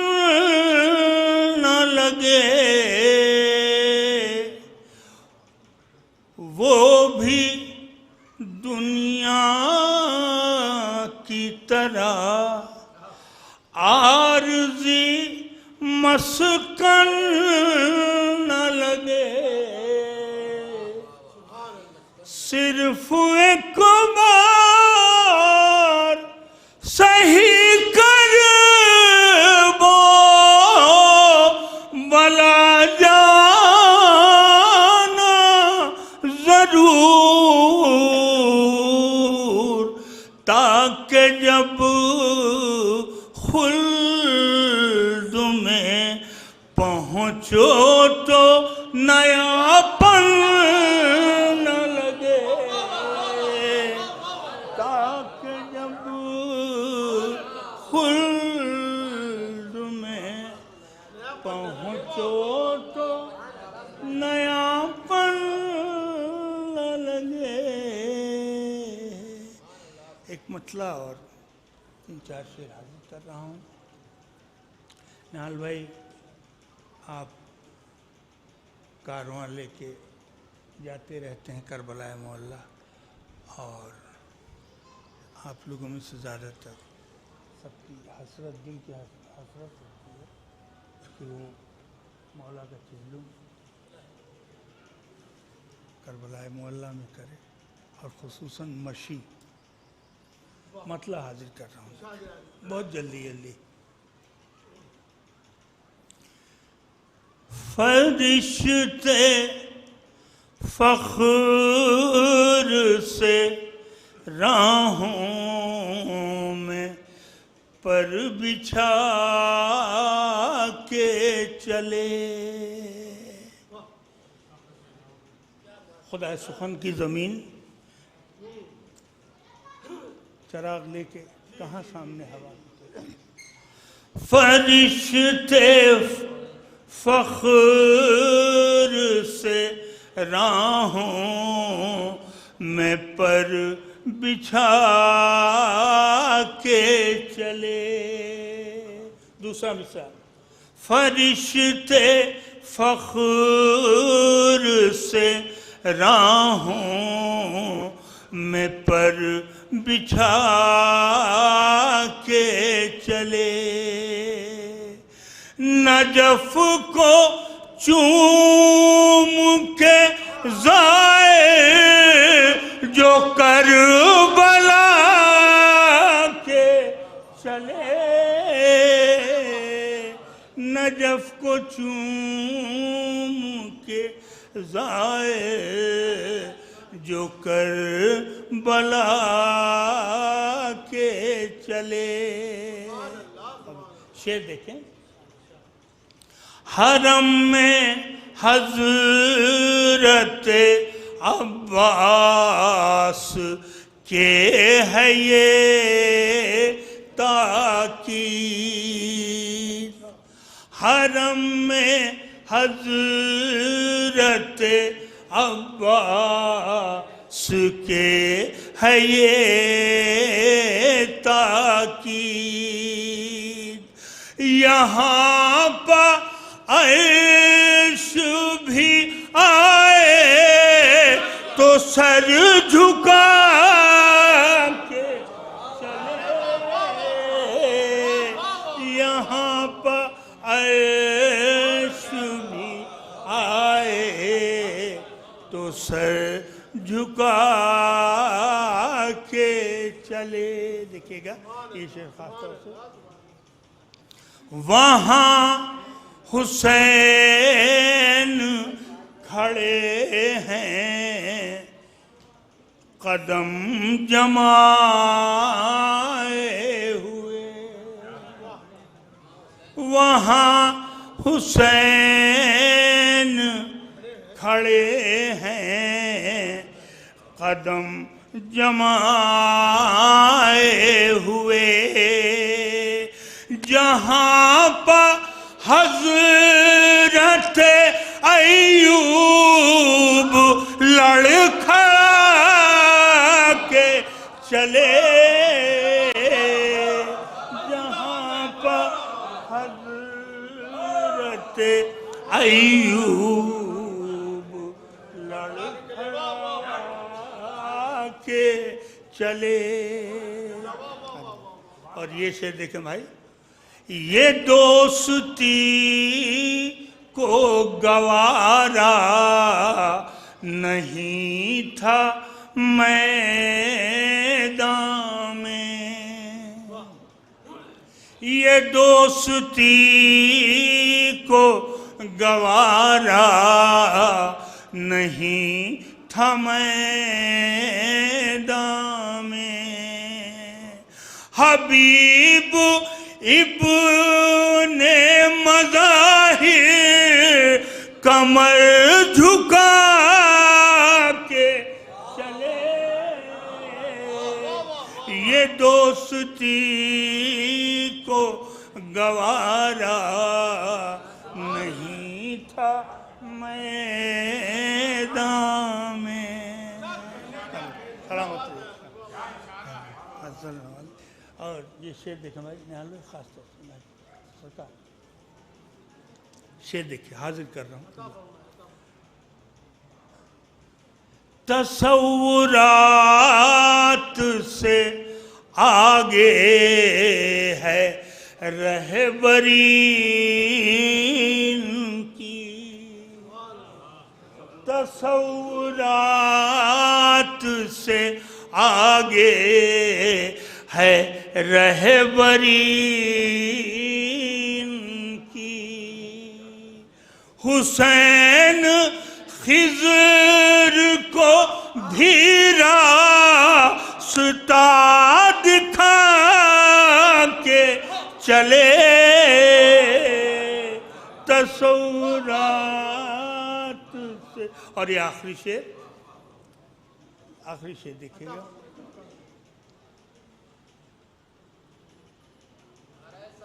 तो फिर ज़हूर भी मौला का कोई दूर नहीं,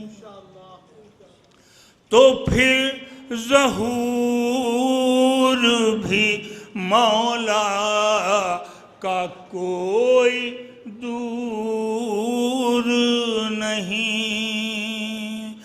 अगर अकीदा कदम से कदम मिला के चले,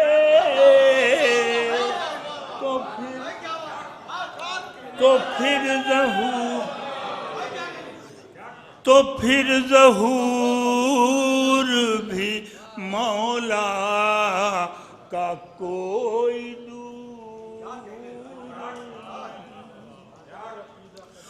अगर अकीदा कदम से कदम मिला के चले,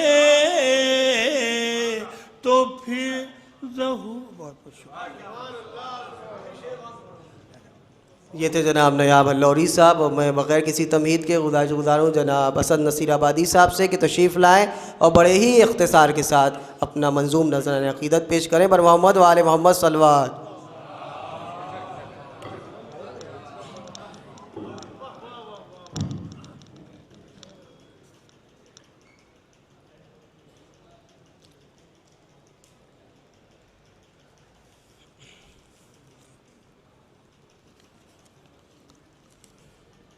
حضرات، وقت واقعی میں کافی ہو گیا۔ جو مجھے قطعات پڑھنے تھے ان کو چھوڑتے ہوئے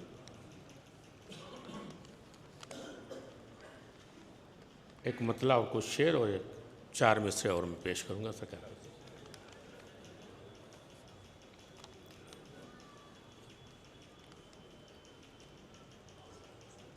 کہ مولا سرکار آفتاب شریعت اور ہماری قوم کی شان مولانا سید کلب جواد نقوی صاحب تشریف فرما ہے۔ میں جلد میں کچھ شعر پیش کرتا ہوں، ایک نعرہ صلوات بھیج دیجیے۔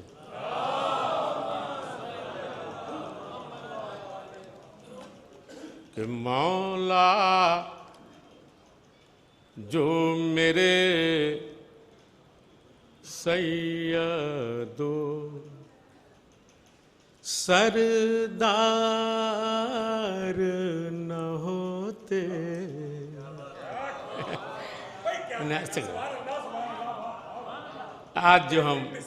آج جو ہم محفوظ ہیں وہ کوئی ہے جو پردے سے ہماری حفاظت کر رہا ہے. نیال بھائی, انظر بھائی, سرکار کہ مولا جو میرے سیدو سردار نہ ہوتے جینے کے ہمارے کوئی آسار.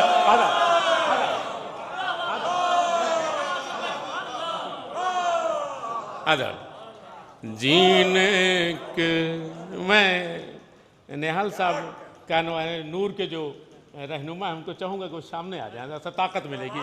آپ ماشاءاللہ سے قوم میں اس وقت بالکل نور کی طریقے سے چھائے ہوئے ہیں کہ جینے کے ہمارے کوئی آسار. مرزا صاحب, مرزا لکھنوئی صاحب, آثار نہ ہوتے اور بیدار نہ یوں ہوتا اسد سارا زمانہ. اور دنیا میں جو مولا کے آزاد نہیں ہوتا ہے.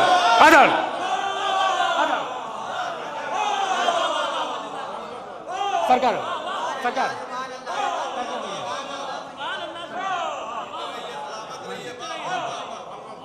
بیدار جیسے حر بیدار ہو گئے, بیدار نہ یوں ہوتا اسد سارا زمانہ. دنیا میں جو مولا کے عزادار نہ ہوتے.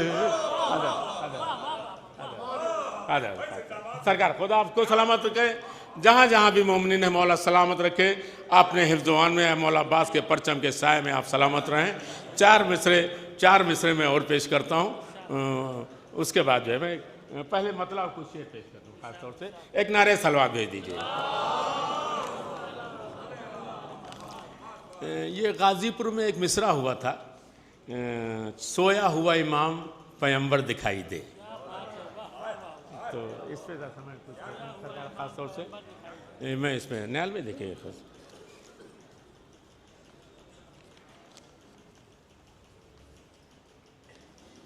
اظہار بھائی کے لیے لفظ نہیں ہے کہ کتنے لائق اور کتنی شائستگی ہے ان میں. ایک قوم میں انہوں نے اپنا ایک نام, یوں تو ماشاءاللہ سے ہماری قوم میں سب ایک سے ایک ہیں, لیکن اظہار بھائی نے بھی بہت نام پیدا کیا ماشاءاللہ سے, اور لائق اولادوں میں ہیں وہ. خدا ان کو سلامت رکھے. سرکار دیکھیے گا کہ سویا ہوا امام پیمبر دکھائی دے, اس میں مطلب دو چار شعر میں پیشتا ہوں. انظار بھائی, نیب بھائی, کہ حر کی, بہت پڑھے لکھے لوگ موجود ہیں ماشاءاللہ, سلامت رہے ہماری قوم میں, کہ حر کی طرح سے اس کا مقدر دکھائی دے. سرکار میں مطلب پیش کرتا ہوں آپ کی موجودگی میں. حر کی طرح سے اس کا مقدر. میں ماشاءاللہ میں جناب قمر عبدی صاحب ماشاءاللہ ان کو سلامت رکھے. ہماری قوم میں ایک بہت بڑا نام, آپ ضلع جج کے بعد پرمکھ سچیو اللہ بھی ہوئے, بڑا نام پیدا کیا ماشاءاللہ. وہ تشریف لے آئے ہیں اور اچھے شاعر بھی ہیں, اور اچھا انتظام بھی کرتے ہیں. خدا ان کو سلامت رکھے. ایک نعرے سلوات. سرکار آپ کی موجودگی کہ حر کی طرح سے اس کا مقدر دکھائی دے. مصر افسانی کہ جو بھی در حسین کا نوکر. سرکار جو بھی در حسین کا نوکر دکھائی دے. سرکار سویا ہوا غازی پور کا مصرع تھا. سویا ہوا امام پیمبر دکھائی دے. مصرع لگایا ہے. بہت پڑھے لکھے لوگ موجود ماشاءاللہ سے سنیے گا کہ ہجرت کی شب رسول کے بستر پا دیکھیے. ارے سویا ہوا امام پیمبر.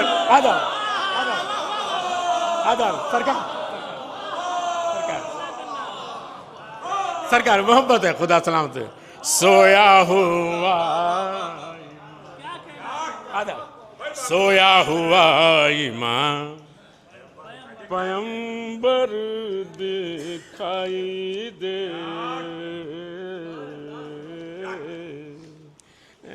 جیسا آپ کی موجودگی ماشاءاللہ آپ سلامت رہیے. یہ شعر خاص طور سے کہ عباس کو ملے جو اجازت حسین سے. مصر کے تیور دیکھیے. خدا سلامت رکھے. لکھنؤ میں پڑھ رہا ہوں کہ عباس کو ملے جو اجازت حسین سے اور نازے کی زد پا شام کا لش. کیا چاہیے اور مولانا سرکار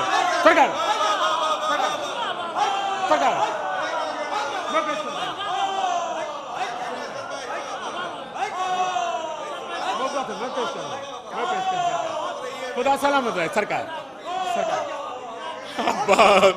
عباس کو ملے جو اجازت حسین سے اور نازے کی زد پا شام کا لشکر دے. نیزے کی زد پا شام کا لشکر دے. سرکار دکھائی دے.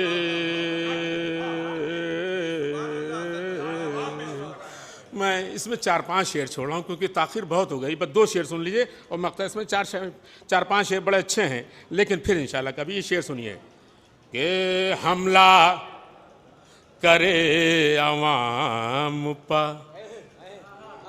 ایران گر. حملہ نہیں کیا ابھی تک. ہمارے دل میں کسک ہے لیکن ایران جانوں کو معصوموں کو اس کو نہیں مارنا چاہتا.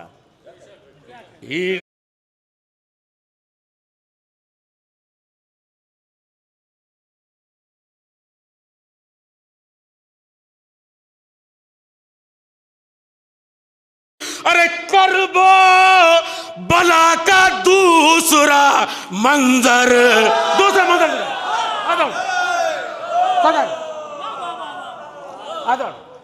کرب و بلا کا دوسرا منظر دکھائی دے. کرب و بلا کا دوسرا منظر دکھائی دے. جیسا اب یہ شعر و مقطع پیش کر رہا ہوں خاص طور سے کہ عباس چھت پر لگایا سجایا اس لیے عباس کا علم. چھت پر سرکار بھائی چھت پر لگایا اس لیے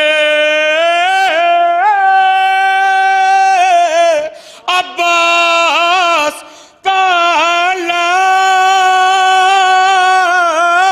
ارے لوگوں کو دور سے ہی میرا گھر ادب ادب لوگوں کو دور سے ہی میرا گھر دکھائی دے. مقطع پیش ہے کہ ہو جانا ساتھ تم بھی اسد حق کی راہ میں.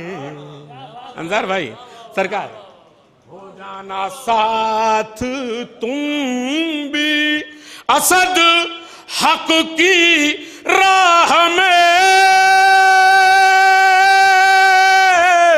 ارے گر تم کو خامنہ عیسیٰ رہبر ادب ادب ادب سر خدا سلامت رکھے ان آوازوں کو.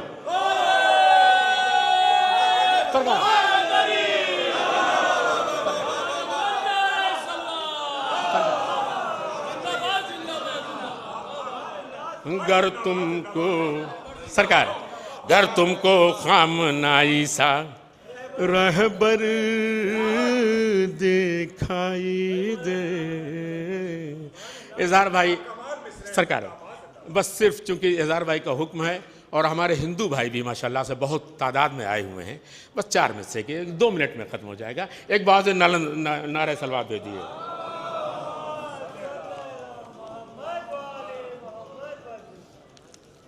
ہندو بھی محرم میں سجاتے ہیں تعزیہ. سرکار آپ نے تو سرکار چلائی ماشاءاللہ. ہندو بھی محرم میں سجاتے ہیں تعزیہ. بس اس لیے تو یہ میرا بھارت مہان ہے. بس اس لیے تو یہ میرا بھارت مہان ہے. بس 2 مصرے. بس اس لیے تو یہ میرا بھارت مہان ہے. اور ہندوستان آنے کو تیار تھے حسین. ارے وہ جانتے تھے ہند میں امن و امان ہے. وہ جانتے تھے ہند میں امن و امان ہے. میں گزاروں جناب سجاد صاحب کی خدمت میں کہ آئیں وہ بارگاہ امام میں نذران عقیدت پیش کریں. بر محمد و آل محمد صلوات.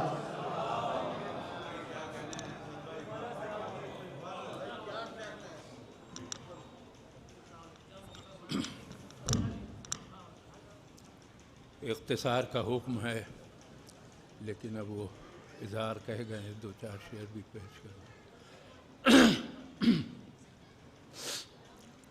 موت اور حیات کے سلسلے سے 4 مصرے میں پڑھنا چاہتا مگر وہ حکم ہے چند اشعار اور پیش کر دوں. بہرحال کہ سب جسے کائنات کہتے ہیں، سب جسے کائنات کہتے ہیں ہم اسے بے ثبات کہتے ہیں. سب جسے کائنات کہتے ہیں ہم اسے بے ثبات کہتے ہیں. کربلا ہے ہمارے پیش نظر، موت کو ہم حیات.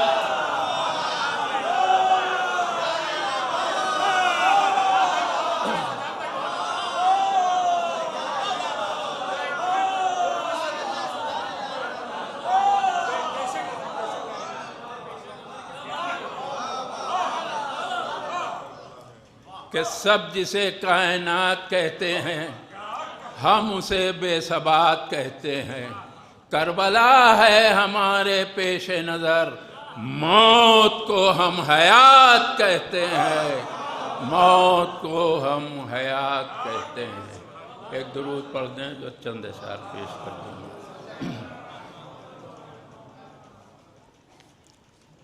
موت اور حیات سے شروع کرتا ہوں تو پھر کہ زندگی کیجے بسر نفس پیغمبر کی طرح، زندگی کیجے بسر نفس پیغمبر کی طرح، اور جان دیجئے حق بات پر سرور کی طرح.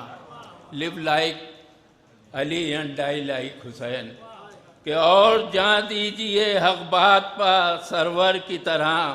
شعر ملاحظہ ہو کہ جس کو معبود نصیری نہیں بننا منظور، جس کو معبود نصیری نہیں بننا منظور، کوئی بندہ ہمیں دکھلائیے حیدر کی طرح.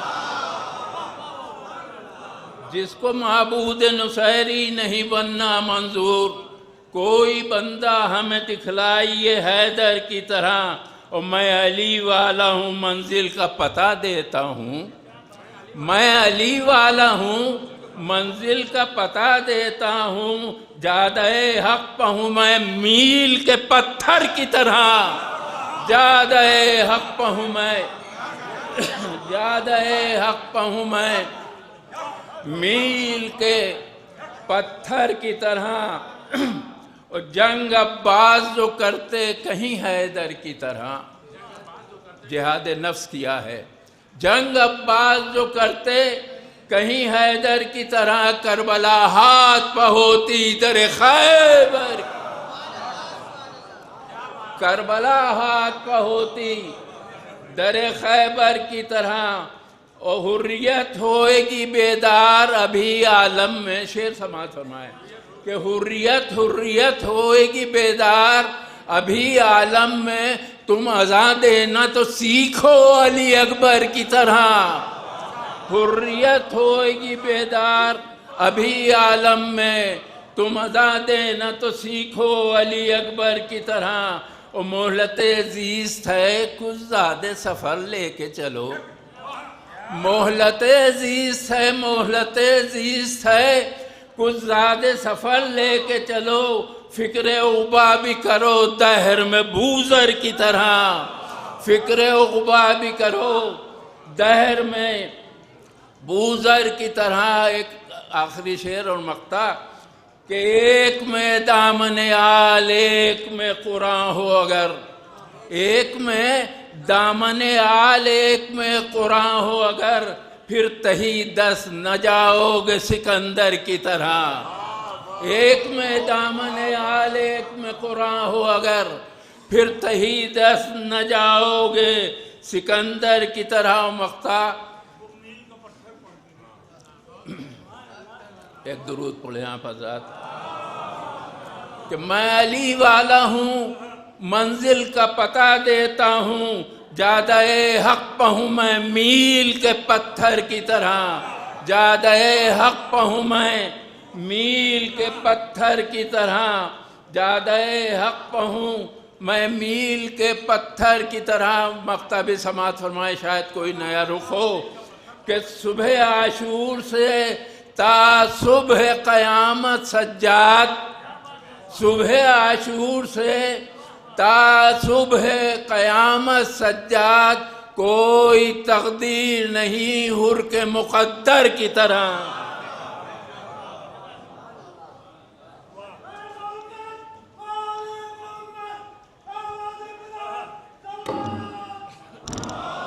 نظم کے سلسلے کو یہاں پہ اختتام کرتے نثر میں اس مجلس کو خطاب فرمانے جا رہے ہیں امام خمینی انٹرنیشنل ایوارڈ کے اول درجے کے حقدار حجت الاسلام والمسلمین فخر ہندوستان عالی جناب مولانا سید قلب جواز صاحب قبلہ امام جمعہ شہر لکھنؤ کے آپ تشریف لائیں اور اپنے نورانی بیان سے مومنین کے قلوب کو روشن اور منور فرمائیں. آپ تمام مومنین آقا کے استقبال میں ایک باواز بلند نعرہ صلوات پڑھیں.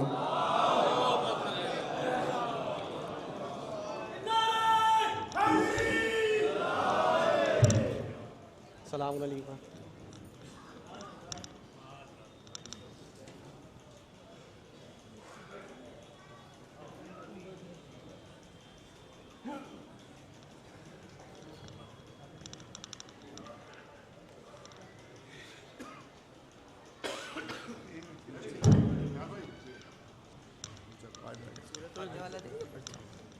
ہے پڑھتا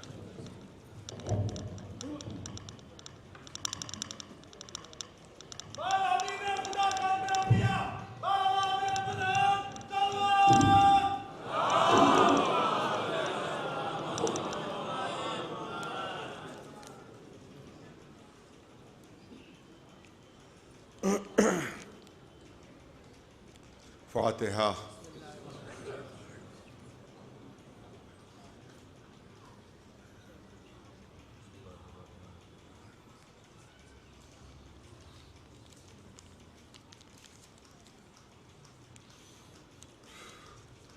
اعوذ باللہ السمیع العلیم من الشیطان اللعین الرجیم. بسم اللہ الرحمن الرحیم. الحمد للہ رب العالمین والصلاة والسلام علی سید الانبیاء والمرسلین سیدنا و نبینا و شفیع المذنبین ابی القاسم محمد اہل بیتہ الطیبین الطاہرین المعصومین. اما بعد فقد قال اللہ سبحانہ تبارک و تعالی فی کتاب الحکیم وهو اصدق الصادقین. قضى ربك ألا تعبدوا إلا إياه وبالوالدين إحسانا. صلوات بھیجے پر محمد گزارش ہے ایک مرتبہ سورہ الحمد اور 3 مرتبہ سورہ اخلاص کی تلاوت فرما کر مرحوم ماسٹر اقبال حسین صاحب ابن حامد حسین صاحب عابدی روحوں کو سارے ثواب فرما دیں.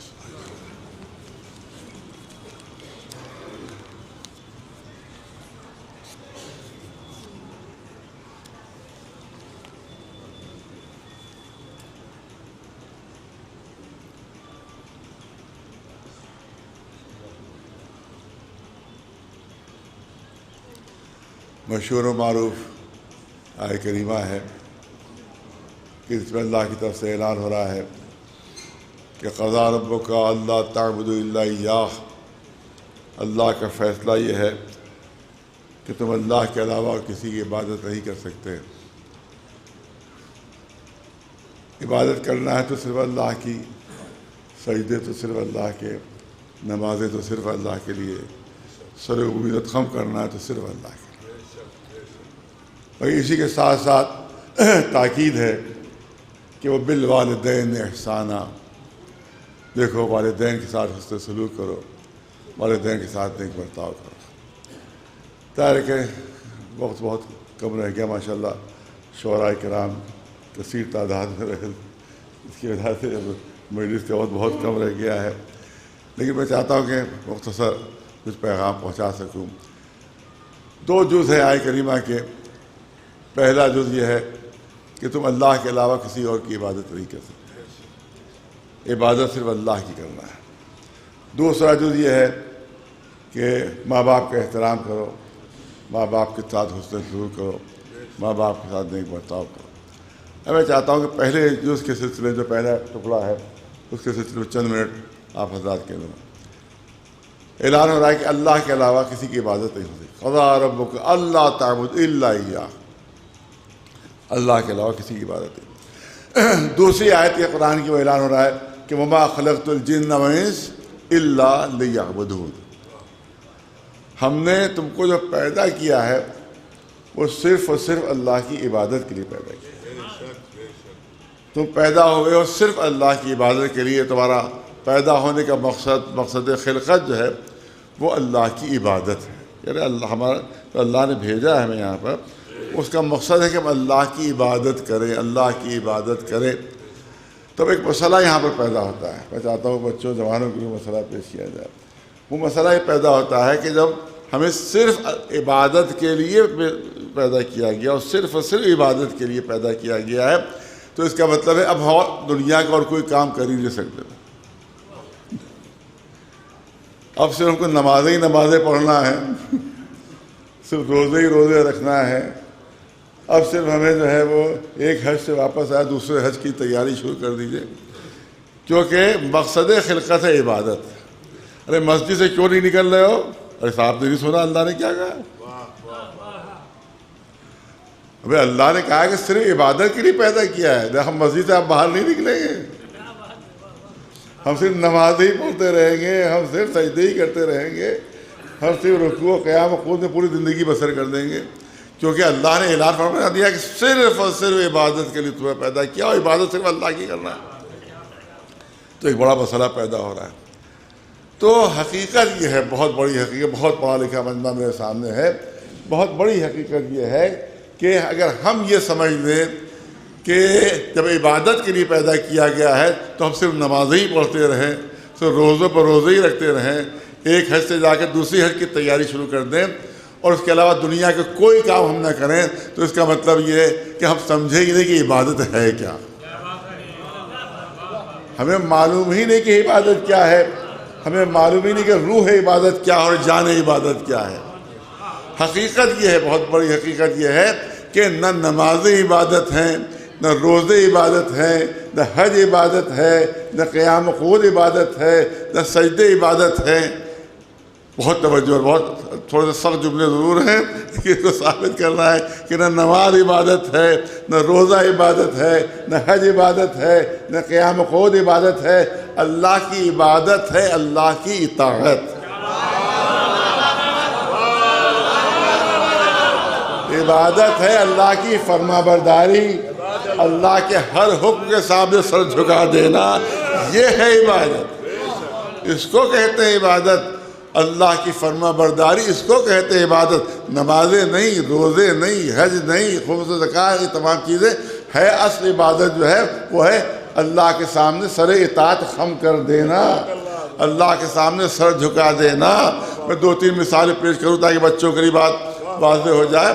آپ دیکھیے کہ اسلام کا حکم یہ ہے، اسلام کا حکم یہ ہے کہ اگر آپ عالم سفر میں ہیں تو آپ کی نماز جو 4 رکعتی ہے وہ 2 رکعت ہو جائے گی، اس کو قصر کہتے ہیں۔ ہمارے یہاں تو اجباری ہے، کمپلسری ہے، اہل سنت حضرات کے یہاں کمپلسری نہیں ہے، وہ اختیار ہے ان کو، چاہے پوری پڑھیں چاہے وہ قصر پڑھیں، لیکن ہمارے یہاں قصر پڑھنا واجب، ہم پوری نماز نہیں پڑھ سکتے، ہم کو 4 رکعتی جتنی نمازیں ہیں وہ ایک کچھ شرائط کے ساتھ کہ ان کو ہم قصر پڑھیں، یعنی 2 رکعت، 4 رکعت کی 2 رکعت ہم کو پڑھنا ہے۔ اب فرض کیجئے کہ ہم یہاں سے چلے دہلی کے لیے، بہترین گاڑی پر بیٹھے، جا کے ہوائی ایئرپورٹ پر پہنچ گئے اور وہاں سے ہوائی جہاز پر بیٹھے، وہاں دلی میں ہوائی جہاز وہاں پر اتر گئے ایئرپورٹ پر، وہاں پر جو صاحب لینے کے لیے آئے تھے وہ بہت ہی آرام دہ گاڑی، وہ گئے اور بہترین مکان میں انہیں ٹھہرا دیا۔ تو اب ہم نے یہ سوچا کہ بھئی یہ قصر کا حکم تو پرانے زمانے کے لیے تھا کہ جب سفر ہوتا تھا گھوڑے کے اوپر، جب سفر ہوتا تھا اونٹ کے اوپر، جب پیدل سفر ہوتا تھا تو اللہ نے آسانی کے لیے کہہ دیا بھئی 4 رکعت کی نمازیں 2 رکعت پڑھو۔ اب اتنے آرام سے ہم آ گئے، اتنے سکون سے آ گئے، کوئی زحمت نہیں ہوئی، لہذا ہم نے ظہر کی بھی 4 رکعت پڑھی، عصر کی بھی 4 رکعت پڑھی، عشاء کی بھی 4 رکعت پڑھی، کیونکہ ہم نے یہ سوچا کہ پرانے زمانے کے لیے حکم ہے، لہذا ہم نے جتنی 4 رکعتی نمازیں تھیں جن کو قصر پڑھنا چاہیے تھا وہ سب 2 رکعت کی بجائے 4 رکعت پڑھ دی۔ تو مجھے یہ بتائیے کہ 2 رکعت اگر پڑھتے تو سجدے بھی کم ہوتے، رکوع کی تعداد بھی گھٹ جاتی، ذکر الہی بھی کم ہو جاتا، قرآن کی تلاوت بھی کم ہو جاتی۔ 4 رکعتیں پڑھیں، سجدے بھی بڑھ گئے، رکوع کی تعداد بھی بڑھ گئی، ذکر الہی بھی بڑھ گیا، مگر یہ وجہ یہ بتائیں نماز ہوئی یا نہیں ہوئی؟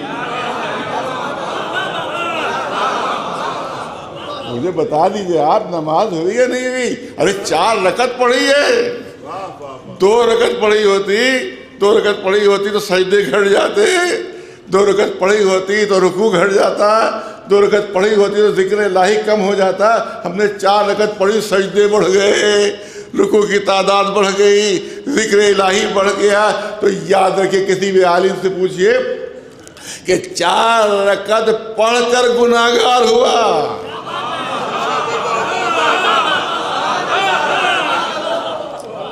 4 رکعت پڑھ کر گناہگار ہوا، 4 رکعت پڑھ کر سجدے کر کے گناہگار ہوا، رکوع کر کے گناہگار ہوا، ذکر الہی کر کے گناہگار ہوا، کیونکہ نماز عبادت نہیں ہے، اطاعت الہیہ عبادت ہے۔ صلوات محمد وعلیہ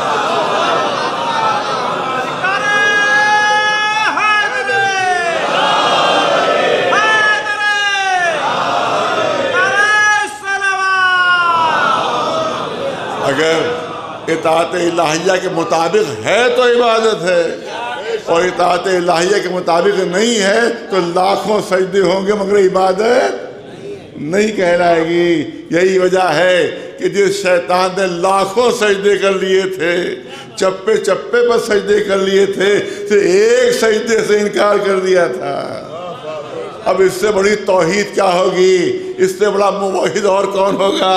اتنا بڑا توحید کا ماننے والا کون ہوگا کہ جو کہہ رہا ہے کہ پالنے والے جو سر تیرے سامنے جھک گیا اور وہ کسی اور کے سامنے نہیں جھک سکتا۔ اب اس سے بڑی توحید اور کیا ہے؟ اس سے بڑی اور توحید کیا ہے؟ جو توحید کا علمبردار ہے، میں اس سے کہنا چاہتا ہوں کہ سب سے بڑا تو توحید کا علمبردار شیطان تھا۔ اس سے بڑی توحید اور کیا ہوگی کہ جو سر تیرے سامنے جھک گیا وہ کسی اور کے سامنے نہیں جھک سکتا۔ تو ردائے قدرت آئی کہ عبادتی من حیث ارید لا من حیث ترید، عبادت وہ ہے جو میں چاہتا ہوں، وہ نہیں جو تو چاہتا ہے۔ ایک صلوات بھیجے محمد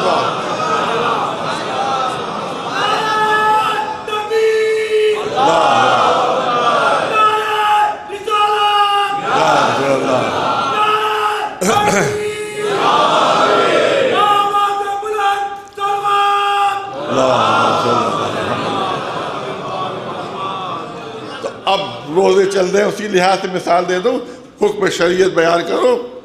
حکم شریعت آپ دیکھیے، شریعت کا حکم ہے، شریعت کا حکم ہے کہ اگر انسان مریض ہو، عالم مرض میں ہو، اور اس کو احساس ہو رہا ہو کہ روزہ رکھنے سے اس کی طبیعت بگڑ جائے گی، ڈاکٹر بھی بتا رہے ہوں کہ آپ روزہ نہ رکھیے، خود بھی احساس ہو رہا ہو کہ روزہ رکھنے سے طبیعت بگڑ رہی ہے، مرض میں اضافہ ہو رہا ہے، تو اب روزہ نہیں رکھ سکتے۔ اب روزہ نہیں رکھ سکتے۔ آج کے بزرگوں کے ساتھ ہی مشکل پیش آتی ہے، کبھی کبھی بزرگوں کے ساتھ مشکل پیش آتی ہے کہ طبیعت بگڑ رہی ہے، طبیعت خراب ہو رہی ہے، اولادیں بھی منع کر رہی ہیں، ڈاکٹر بھی منع کر رہے ہیں، وہ کہہ رہے ہیں جب کبھی نہیں چھوڑے تو کیسے چھوڑ دیں؟ جو روزے ہم نے کبھی نہیں چھوڑے وہ ہم کیسے چھوڑ دیں؟ ہم تو روزے رکھیں گے چاہے مری کیوں نہ جائیں، ہم تو روزے نہیں چھوڑیں گے، ہم چاہے مری کیوں نہ جائیں، ہم روزے رکھتے رہیں گے، روزے رکھتے رہیں گے۔ نہیں، سنیے، روزے عبادت نہیں ہے، توجہ رہے، روزے عبادت نہیں ہے۔ آپ کسی بھی عالم دین سے پوچھ لیے گا، ذاکر سے نہیں پوچھئے گا، کسی عالم سے پوچھئے گا، کسی عالم دین سے پوچھئے کہ آپ، بہت توجہ، بہت سخت جملے ہیں جو کرنا چاہتا ہوں، جو حکم شریعت ہے کہ اگر بیماری کے عالم میں کسی نے روزے رکھے تو جب اس کو صحت ہو جائے گی، جب اس کا مرض دور ہو جائے گا تو جتنے روزے رکھے ہیں ان کی قضا کرنا ہوگی۔ اور سن لیجئے حکم شریعت، جتنے عالم مرض میں روزے رکھ لیے، مریضی کا، بیماری کے عالم میں جب صحت ہوگی تو ان روزوں کی قضا رکھنا ہوگی، قضا رکھنا ہوگی۔ جو بیماری کے عالم میں روزے رکھیں کہ جب بیماری جو تھی بڑھتی چلی جا رہی تھی اس ضد میں ہمارے ہوئے کہ نہیں ہم تو روزے رکھیں گے، کسی عالم نے پوچھئے وہ یہی بتائے گا کہ جو بیماری کے عالم میں روزے رکھ لیے ہیں ان کی قضا کرنا ہوگی، کیونکہ پوری توجہ رہے، روزے واجب نہیں ہیں، اللہ کی اطاعت واجب ہے۔ جملہ سن لیجئے، جملہ سن لیجئے، جب اس نے کہہ دیا کہ رکھو، جب کہہ دیا کہ رکھو تو رکھنا واجب، اور جب کہہ دیا نہیں رکھو تو اب نہیں رکھنا واجب ہے، رکھنا واجب نہیں ہے۔ ایک صلوات بھیج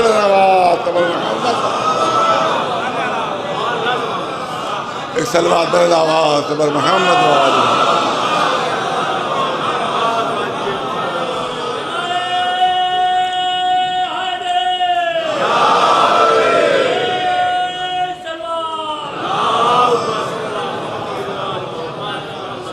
اب میں تو سمجھتا ہوں کہ تاریخ میں مجھے اس سے بہتر کوئی مثال نہیں مل رہی اس موضوع سے متعلق اس سے بہتر کوئی مثال نہیں مل رہی ہے کہ نہ سجدے عبادت ہے، نہ قیام عبادت ہے، نہ رکوع عبادت ہے، نہ نماز عبادت ہے، نہ مناجات عبادت ہے۔ اس سے بہتر مثال میرے پاس موجود نہیں ہے۔ جو میں عرض کرنا چاہتا ہوں کہ ایک شخصیت ایسی ہے جو رات بھر نمازیں پڑھنے کی عادی، ایک شخصیت ایسی ہے کہ رات بھر 1000 تکبیروں کی آوازیں سنی جاتی ہیں۔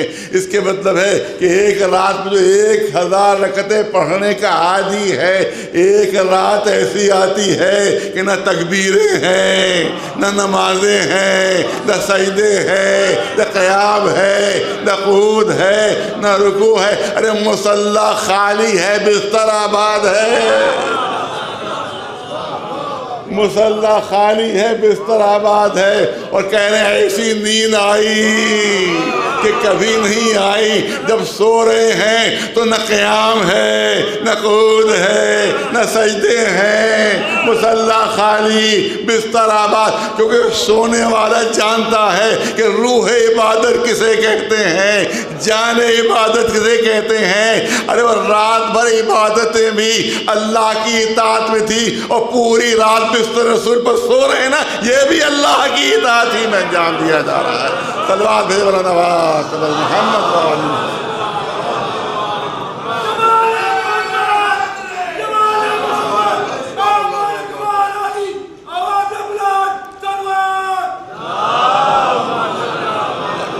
اب کیا کیا جائے، دامن وقت بہت کم ہے، لیکن ایک واقعہ ایسا ہے کہ جو میں سمجھتا ہوں کہ اگر مولا علی سے متعلق نہ ہوتا تو کسی کو پڑھنے کی ہمت نہیں ہو سکتی تھی۔ اس واقعے کو، اس کو پڑھنے کی ہمت نہیں ہو سکتی تھی اگر مولا علی سے متعلق نہ ہوتا۔ واقعہ سن لیجئے واقعہ کیا ہے۔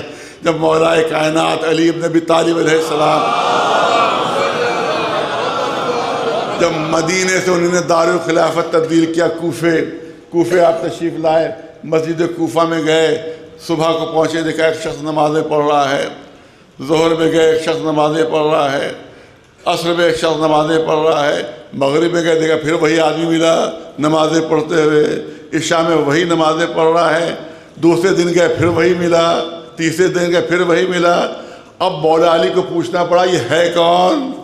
جب بھی جاتا ہوں نمازیں پڑھتا ہوا ملتا ہے، جب بھی جاتا ہوں مسجد کے اندر ملتا ہے۔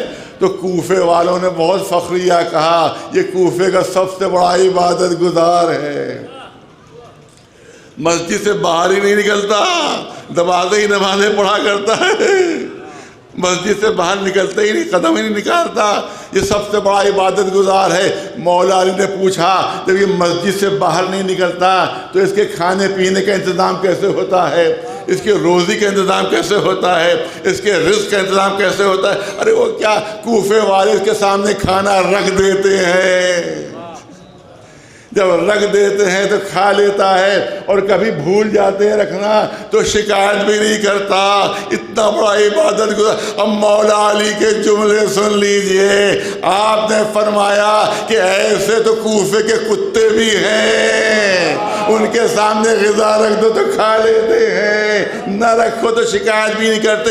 اس کو مسجد سے باہر نکالو، اس کے ہاتھ میں بیلچہ دے دو، کہ دن بھر محنت کرے، دن بھر محنت کے بعد اگر ایک سجدہ بھی کرے گا تو پورے دن کی عبادت سے افضل ہو جائے گا۔ صلوات بھیجو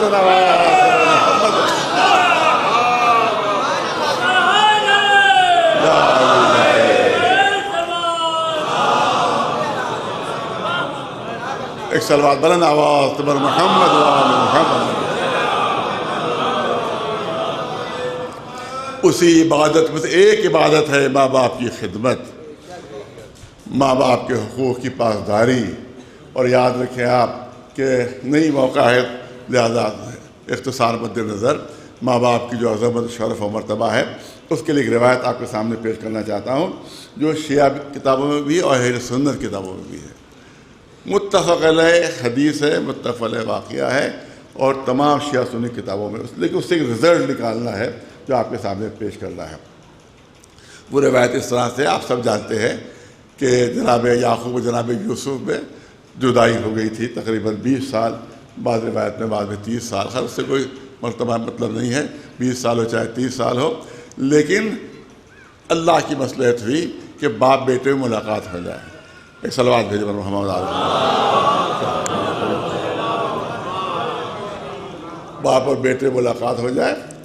ملاقات کی جگہ طے ہو گئی, ملاقات کا وقت طے ہو گیا. اب دو روایتیں, ایک روایت تو یہ ہے کہ دربار میں موجود تھے, جناب یوسف تب ملاقات ہوئی. دوسرے کے نہیں, شہر سے باہر ایک جگہ معین کی گئی تھی جہاں ملاقات. خیر اس سے فرق نہیں پڑتا ہے. تو اب ادھر سے جناب یوسف چلے, ادھر سے جناب یعقوب چلے. جناب یوسف نبی ہونے کے ساتھ ساتھ بادشاہ بھی ہیں. جب بادشاہ ہے تو بہت جاہ و جلال کے ساتھ آ رہے ہیں. تمام درباری ساتھ ساتھ ہیں, تمام لاؤ لشکر ساتھ ساتھ ہیں, جتنے گورنرز ہیں سب ساتھ ساتھ ہیں, جتنے سرکاری فوجی افسر وہ ساتھ ساتھ ہیں, سواری کے اوپر ہیں, سواری کے اوپر آئے. جناب یعقوب پیادہ پا آ رہے تھے, سواری پہ نہیں آ رہے تھے. وہ جب آمنا سامنا ہوا تو شیعہ سنی دونوں میں روایت مشترک ہے یہ کہ جناب یوسف باپ کے احترام میں سواری سے نہیں اترے, سواری سے نہیں اترے. سواری پر بیٹھے بیٹھے جناب یوسف نے باپ کا استقبال کیا, باپ کا استقبال, سواری سے نہیں اترے. اب ظاہر کہ روایت میں تو نیت تو آتی نہیں ہے, کیا نیت تھی دل میں, لیکن ہو سکتا ہے ذہن میں تصور آیا ہو کہ اگر میں سواری سے اتروں گا تو سارے گورنرز کو بھی اترنا پڑے گا, جتنے فوجی افسر ہیں ان سب کو بھی اترنا پڑے گا, اس سب کو میرے ساتھ ساتھ اترنا پڑے گا, تو ایک مشکل پیدا ہو جائے گی. شاید یہ نیت رہی ہو. بہرحال وہ روایت میں اتنی کہ سواری سے نہیں اترے, سواری پر بیٹھے بیٹھے جناب یعقوب کا اپنے باپ کا استقبال کیا. روایت کہتی ہے کہ اسی وقت جبریل نازل ہوئے اور جبریل نے آ کر کہا کہ اے یوسف آپ اپنی مٹھی کھولیے. جناب یوسف نے مٹھی کھولی تو ایک نور نکل کر آسمان کی طرف چلا گیا. ایک نور مٹھی سے, ایک ہتھیلی سے ایک نور نکل کے آسمان کی طرف چلا گیا. یوسف نے گھبرا کر پوچھا کہ جبریل کیسا نور تھا جو میری ہتھیلی سے نکل کر آسمان کی طرف چلا گیا؟ تو جبریل کہہ رہے ہیں کہ اے یوسف آپ کو باپ کے احترام میں آپ کو سواری سے اترنا چاہیے تھا, آپ نہیں اترے, آپ سے ترک اولا ہو گیا ہے. اللہ کو آپ کا یہ عمل پسند نہیں آیا, آپ کا یہ عمل پسند نہیں آیا, لہذا اللہ نے آپ کی اولاد سے عہدہ نبوت لے لیا ہے. اب نبوت آپ تک رہے گی, آپ کی اولاد میں منتقل نہیں ہوگی. یہ ہے ماں باپ کی عظمت, یہ ہے ماں باپ کا شرف, یہ ہے ماں باپ کا مرتبہ کہ ایک نبی سے بھی ہلکی سی کوتاہی ہو جاتی ہے تو اولاد سے عہدہ نبوت اللہ لے لیتا ہے. صلوات بھیجو اب سنیے, یہاں تک تو روایت مشترک ہے, روایت مشترک ہے.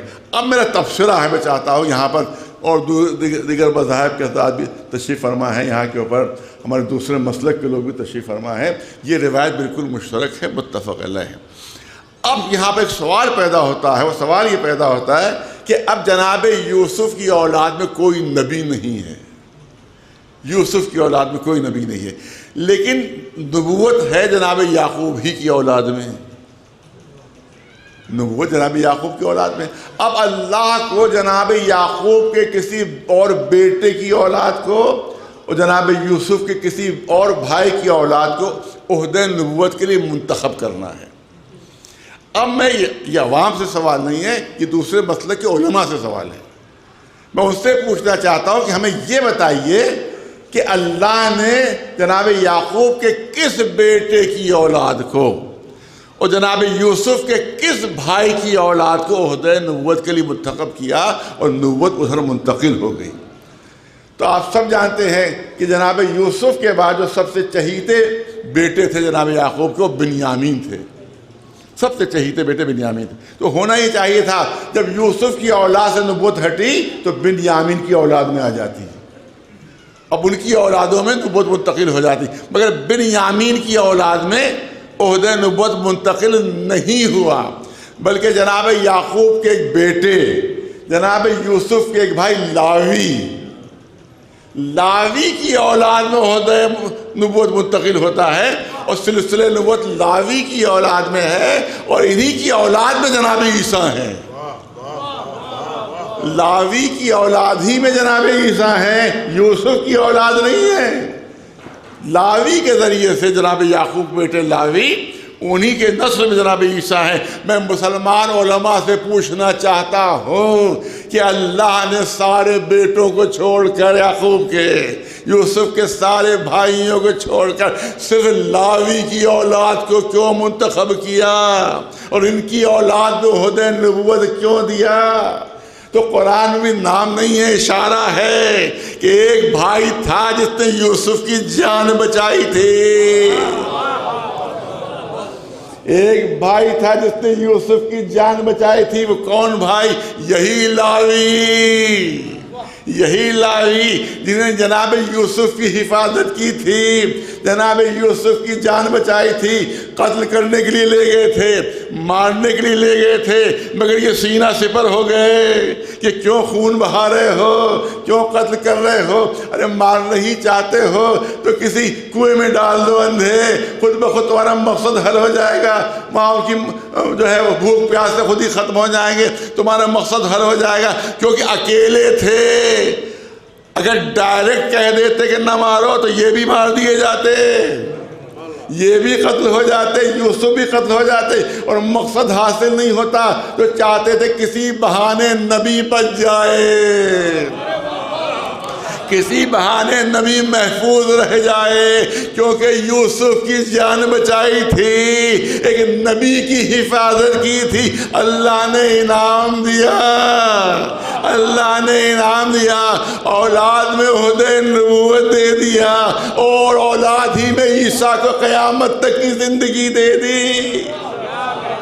اولاد میں عہد نبوت اور اولاد ہی میں جناب عیسیٰ کو قیامت تک کی زندگی۔ مجھے اتنا بتاؤ کہ یوسف کون ہے اور ہمارے نبی کون ہے؟ ارے یوسف امتی ہیں اور ہمارا رسول سردار انبیاء ہے۔ ہر نبی کے لیے شرط تھی کہ جب تک آخری نبی پر ایمان نہیں لاؤ گے نبوت نہیں ملے گی، رسالت نہیں ملے گی۔ اس کا مطلب ہے کہ یوسف ہے امتی اور ہمارا نبی ہے سردار انبیاء۔ تو ذرا فیصلہ کر کے تو بتاؤ کہ امتی کی جان بچانے پر اللہ انعام دے رہا ہے، صلہ دے رہا ہے، اولاد میں عہد نبوت دے دیا، اولادی میں عیسیٰ کو قیامت تک کی زندگی دے دی۔ ارے جو ایک نبی کی جان بچا رہا ہو اس کو اللہ صلہ دے رہا، اور جو سردار انبیاء کا محافظ ہو، جو سردار انبیاء کی حفاظت کر رہا ہو، جو ان کی جان بچا رہا ہو، تو اللہ اسے کوئی انعام نہیں دے گا، اللہ اسے کوئی صلہ نہیں دے گا۔ نہیں، انعام دیا اور ملتا جلتا دیا، صلہ دیا اور ملتا جلتا دیا۔ لاوی نے یوسف کی جان بچائی تھی، ان کی اولاد میں عہد نبوت دے دیا۔ یا جناب ابو طالب نے سردار انبیاء کی حفاظت کی تو اولاد میں عہد امامت دے دیا۔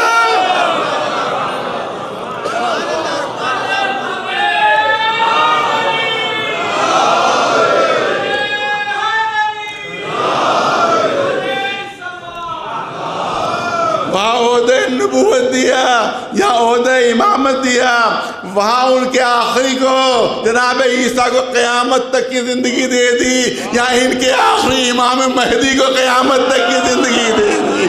صلوات و نواز پر محمد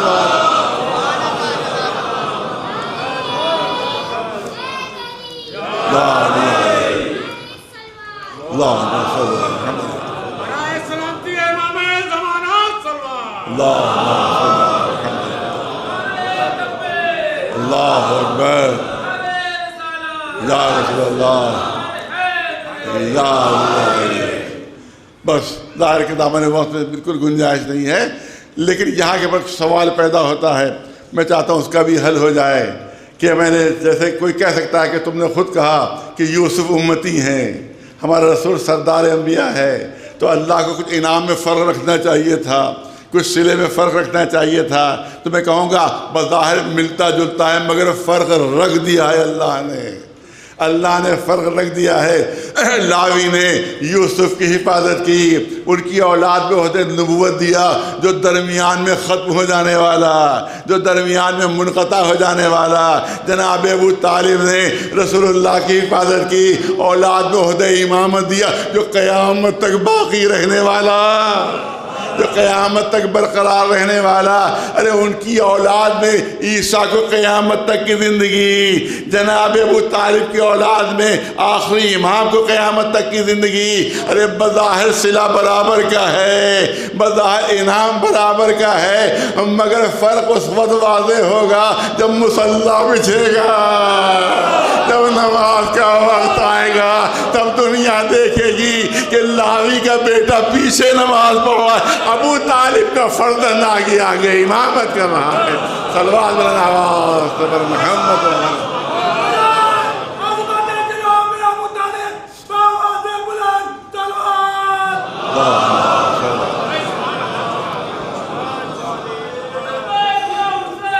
لبیک یا حسین، لبیک یا حسین۔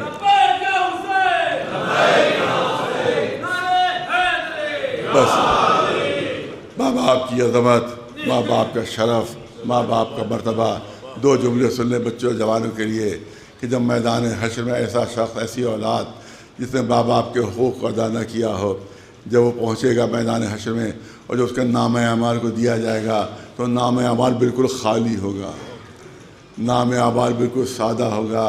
وہ گھبرا کر کہے گا وہ نمازیں کیا ہوئیں جو میں نے پڑھی تھیں، وہ روزے کیا ہوئے جو سخت گرمیوں میں نے رکھے تھے، وہ حج کیا ہوئے جس کی اتنی زحمت برداشت کی تھی، ارے خون پسینے کی کمائی میں نے خمس و زکوٰۃ میں ادا کی تھی، وہ سب کیا ہوا؟ ندائے قدرت آئے گی کہ کیونکہ تمہارے ماں باپ تم سے راضی نہیں تھے، لہذا ہم نے تمہارے سارے اعمال کو ضبط کر لیا، سارے اعمال کو ضبط کر لیا۔ یاد رکھیے کہ جب ماں باپ راضی نہ ہو تو سارے اعمال ضبط ہو جائیں گے، اور اگر محمد و آل محمد راضی نہ ہو تو جنت کا کوئی تصور بھی نہیں کرنا چاہیے۔ صلوات بھیجو محمد۔ بس اس سے زیادہ عرض کرنا نہیں ہے۔ ہاں یقیناً جو اولاد ماشاءاللہ یہ جو مجلس کر رہے ہیں ہمارے عابدی صاحب، انتہائی نیک، انتہائی خوش اخلاق ماشاءاللہ، خود یعنی سیلف میڈ جس کو کہنا چاہیے، ایک سیلف میڈ آدمی ہے، اور انہوں نے ترقی کی۔ ہمارے نوجوانوں کے لیے نمونۂ عمل ہے، یہ واقعی نمونۂ عمل ہے۔ ہمارے جوان جو ہے وہ ہمارے جوانوں کے لیے نمونۂ عمل ہے کہ کس طرح سے اپنی محنت سے کوئی ترقی کر سکتا ہے، یعنی ساری تعصبوں کی دیواریں توڑتے ہوئے ترقی کی ہے، تمام تعصبات کی دیواریں توڑتے ہوئے ترقی کی ہے۔ اس کا مطلب ہے کہ اگر انسان باصلاحیت ہو تو ساری تعصب کی دیواریں خود بخود ٹوٹ جایا کرتی ہیں۔ ایک صلوات ایک صلوات بلند آواز پر محمد۔ بہت سخت منزل ہے کہ چاہنے والا باپ دنیا سے رخصت ہو جائے، شفیق باپ، شفیق ماں، اس سے بڑی دنیاوی نعمتوں میں اس سے بڑی کوئی نعمت نہیں، دنیاوی محبتوں میں اس سے بڑی کوئی محبت نہیں۔ ماں باپ اولاد کے لیے اپنی جان قربان کر دیتے ہیں، اپنی جان کو نچھاور کر دیتے ہیں اپنی اولاد کے لیے۔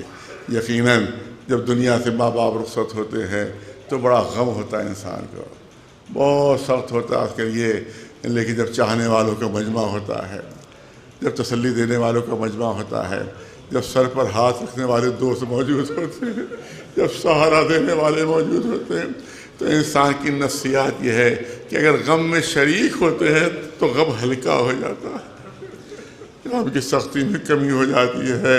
اور دیکھو ایک بیٹا اور بھی موجود ہے جس کے ہاتھوں میں ہتکڑیاں ہیں، جس کے پیروں میں بیڑیاں ہیں، جس کے گلے میں توقے خاردار ہے، اور باپ کا لاشا سامنے بے کفن پڑا۔ اس بیٹے کے بس چند منٹ کے مصائب ہیں، اس بیٹے کے دل سے پوچھو، ان بہنوں کے دل سے پوچھو جن کی بازوؤں میں رسیاں بندھی ہوئی ہیں، ارے اس ننھی سی بچی کے دل سے پوچھو جس کے گلے میں رسن بندھی ہوئی ہے۔ روایت کہتی ہے ظلم دیکھیے، ظلم دیکھیے، جو پہلے کبھی ظلم ہوتے تھے، آج بھی دنیا وہی ظلم دیکھ رہی ہے۔ اس کا مطلب یہ ہے کہ ہر زمانے میں یزیدی آپ کو مل جائیں گے۔ آج کے یزیدی بھی ایران میں ظلم کر رہے ہیں، لبنان میں ظلم کر رہے ہیں، ہر جگہ وہ ظلم و ستم کے پہاڑ توڑ رہے ہیں۔ تب کوئی یہ نہ کہے کہ کربلا میں کیسے ایسے ظلم ہو گئے۔ آج کے یزیدیوں کو دیکھ لو، تمہیں خود اندازہ ہوگا کہ 1400 سال پہلے کیسے کیسے ظلم ہوئے ہوں گے۔ حکم دیا گیا کہ اس طرف سے لے جایا جائے جہاں بے سر کے بے کفن لاشیں پڑے ہوئے ہیں، تاکہ ان کو زیادہ سے زیادہ تکلیف ہو، زیادہ سے زیادہ اذیت ہو۔ تاریخ کربلا گواہ ہے، بیمار امام زین العابدین اونٹ کی بلندی سے جب کربلا کے میدان پر نظر ڈالی تو ہر جگہ لاشیں ہی لاشیں بکھرے ہوئے تھے۔ کہیں باپ کا لاشا، کہیں بھائی کا لاشا، کہیں چچا کا لاشا۔ روایت کہتی ہے کہ چہرے کا رنگ زرد ہو گیا،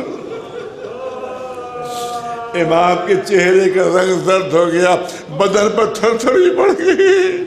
جناب زینب جیسی بہادر خاتون بھی گھبرا گئی، گھبرا کر کہے بیٹا زین العابدین یہ تمہارا کیا حال ہو رہا ہے؟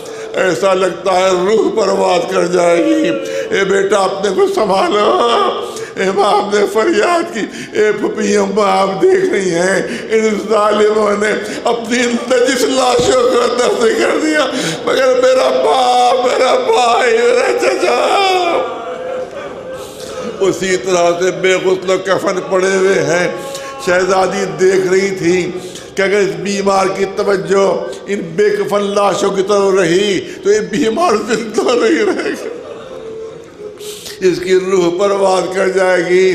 میں بھیا کو کیا جواب دوں گی، میں بھیا کو کیا جواب دوں؟ شہزادی چاہتی تھی کہ تھوڑی ہی دیر کے لیے صحیح اس بیمار کی توجہ ان بے کفن لاشوں سے ہٹ جائے۔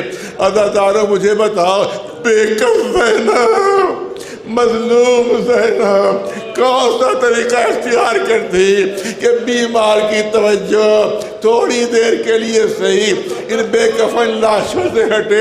تو صرف ایک طریقہ سمجھ میں آیا، وہ طریقہ یہ تھا کہ شہزادی نے اپنے کو اونٹ کی بلندی سے زمین پر گرا دیا تاکہ بیمار کی توجہ بے کفن لاشوں سے ہٹ کر میری طرف ہو جائے۔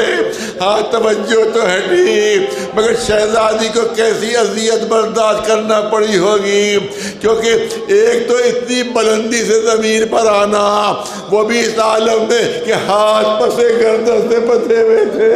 دیکھنے والوں نے منظر دیکھا، شہزادی سر کے بل کربلا کی زمین پر گری۔ بس دو جملے مصائب کے سنیے۔ امام زین العابدین روایت فرماتے ہیں، کہتے میں نے ہم سب نے اپنے کو سب کو اونٹوں کی بلندی سے کربلا کی زمین پر گرا دیا۔ کہتے میری پھوپھی نے اٹھنا چاہا مگر اٹھ نہیں پائیں، وہ جب اٹھ نہیں پائیں تو کوہنیوں کے بل اپنے کو کھینچنا شروع کیا۔ میری پھوپھی زینب نے اپنے کو کوہنیوں کے بل کھینچنا شروع کیا اور اس طرح سے اس نشے پہ پہنچی جہاں بابا کا بے سر کا لاشا پڑا ہوا تھا۔ امام فرماتے ہیں میں نے دیکھا میری پھوپھی بڑی مشکل سے اٹھی اور آہستہ آہستہ بابا کی لاش کے گرد گھومنا شروع کیا، طواف کرنا شروع کیا۔ امام فرماتے ہیں میں نے پوچھا پھوپھی اماں یہ بابا کی لاش کا آپ طواف کیوں کر رہی ہیں؟ تو فرمایا بیٹا زین العابدین میں لاش کا طواف نہیں کر رہی ہوں، میں ماں کی وصیت پوری کرنا چاہتی ہوں۔ ماں نے دنیا سے جاتے وقت وصیت کر دی تھی، اے زینب میں کربلا میں موجود نہ ہوگی، میری طرف سے حسین کی لاش کا بوسہ لے لینا۔ اے بیٹا زین العابدین میں بھائی کی لاش کے گرد کئی مرتبہ گھوم چکی مگر بھائی کے جسم میں کوئی جگہ زخم سے خالی نہیں مل رہی ہے، کوئی جگہ زخم سے خالی نہیں مل رہی ہے، میں ماں کی وصیت کیسے پوری کروں؟ امام نے فرمایا میں نے دیکھا کہ جب کوئی جگہ زخم سے خالی نہیں ملی تو میری پھوپھی جھکی اور اپنے ہونٹوں کو بابا کی کٹی ہوئی گردن پر رکھ دیا۔ کہ ٹی وی کے اندر کا بوسہ لے کر ماں کی وصیت پوری کی آخری جملے. اس کے بعد فرماتے ہیں کہ 2 قدم پیچھے ہٹی میری پھوپھی اور بابا کی لاش کو غور سے دیکھنا شروع کیا.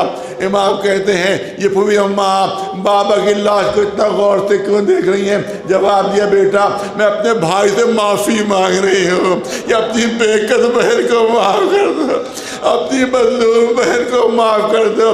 اے پھوپھی اماں کس بات کی معافی مانگ رہی ہیں؟ اے بیٹا سنو، ایک مرتبہ مدینے میں گھر کے صحن میں صبح کی نماز ادا کر رہی تھی. میں نے نماز ادا کی، تعقیبات پڑھی، میں مصلی پر لیٹ گئی. ہلکی سے میری آنکھ لگی. تھوڑی دیر بعد جب آنکھ کھلی تو میں نے دیکھا کہ میرے اوپر سایہ مگر میرے چاروں طرف دھوپ. اب تو نگاہ اٹھائی تو دیکھا میرا بھائی حسین ایک چادر ہاتھ میں لیے ہوئے مجھ پر سایہ کیے ہوئے. میں نے کہا تھا بھیا یہ میں احسان کبھی بھولوں گی نہیں، مگر اس پر بھائی کا لاشا دھوپ میں پڑا ہوا، بہن کے سر پر چادر موجود رہی. بہن بھائی سے معافی مانگ رہی ہے. ارے زینب کو معاف کر دو، سر پر چادر ہوتی تو تمہاری لاش دھوپ میں نہ رہتی. سَيَعْلَمُ الَّذِينَ ظَلَمُوا أَيَّ مُنقَلَبٍ يَنقَلِبُونَ أَلَا لَعْنَةُ اللَّهِ عَلَى الْقَوْمِ الظَّالِمِينَ. گزارش ہے ایک مرتبہ سورہ حمد، 3 مرتبہ سورہ توحید کی تلاوت فرما کر اقبال حسین صاحب نے آپ حسین صاحب کے روپ میں سر سوال.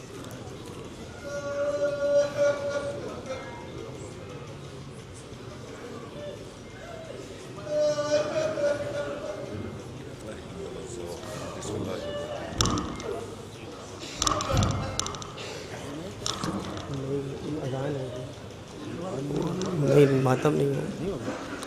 تمام اظہار آبدی صاحب کے خانوادے کی جانب سے ہم تمام مومنین کا شکریہ ادا کرتے ہیں کہ انہوں نے ان کے غم میں شریک ہوئے اور مجلس چہلم میں شرکت فرمائی.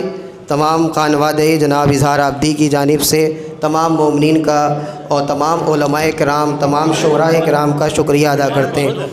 مجلس اجتماعی کا اعلان آپ لوگ سماعت فرما لیں. انشاءاللہ 18 اپریل بروز سنیچر 7:30 بجے شب امام باڑے کالے امام باڑے میں مجلس منعقد ہوگی، جس کو عالی جناب مولانا وسیع حسن خان صاحب قبلہ خطاب فرمائیں گے. مومنین سے شرکت کی گزارش ہے.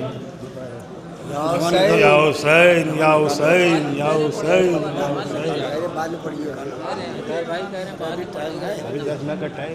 ابھی ٹائم ہے تم شروع کرے. کئی انجمنیں ایک کی ہوگا بھی 2 لگ جائیں گے. آپ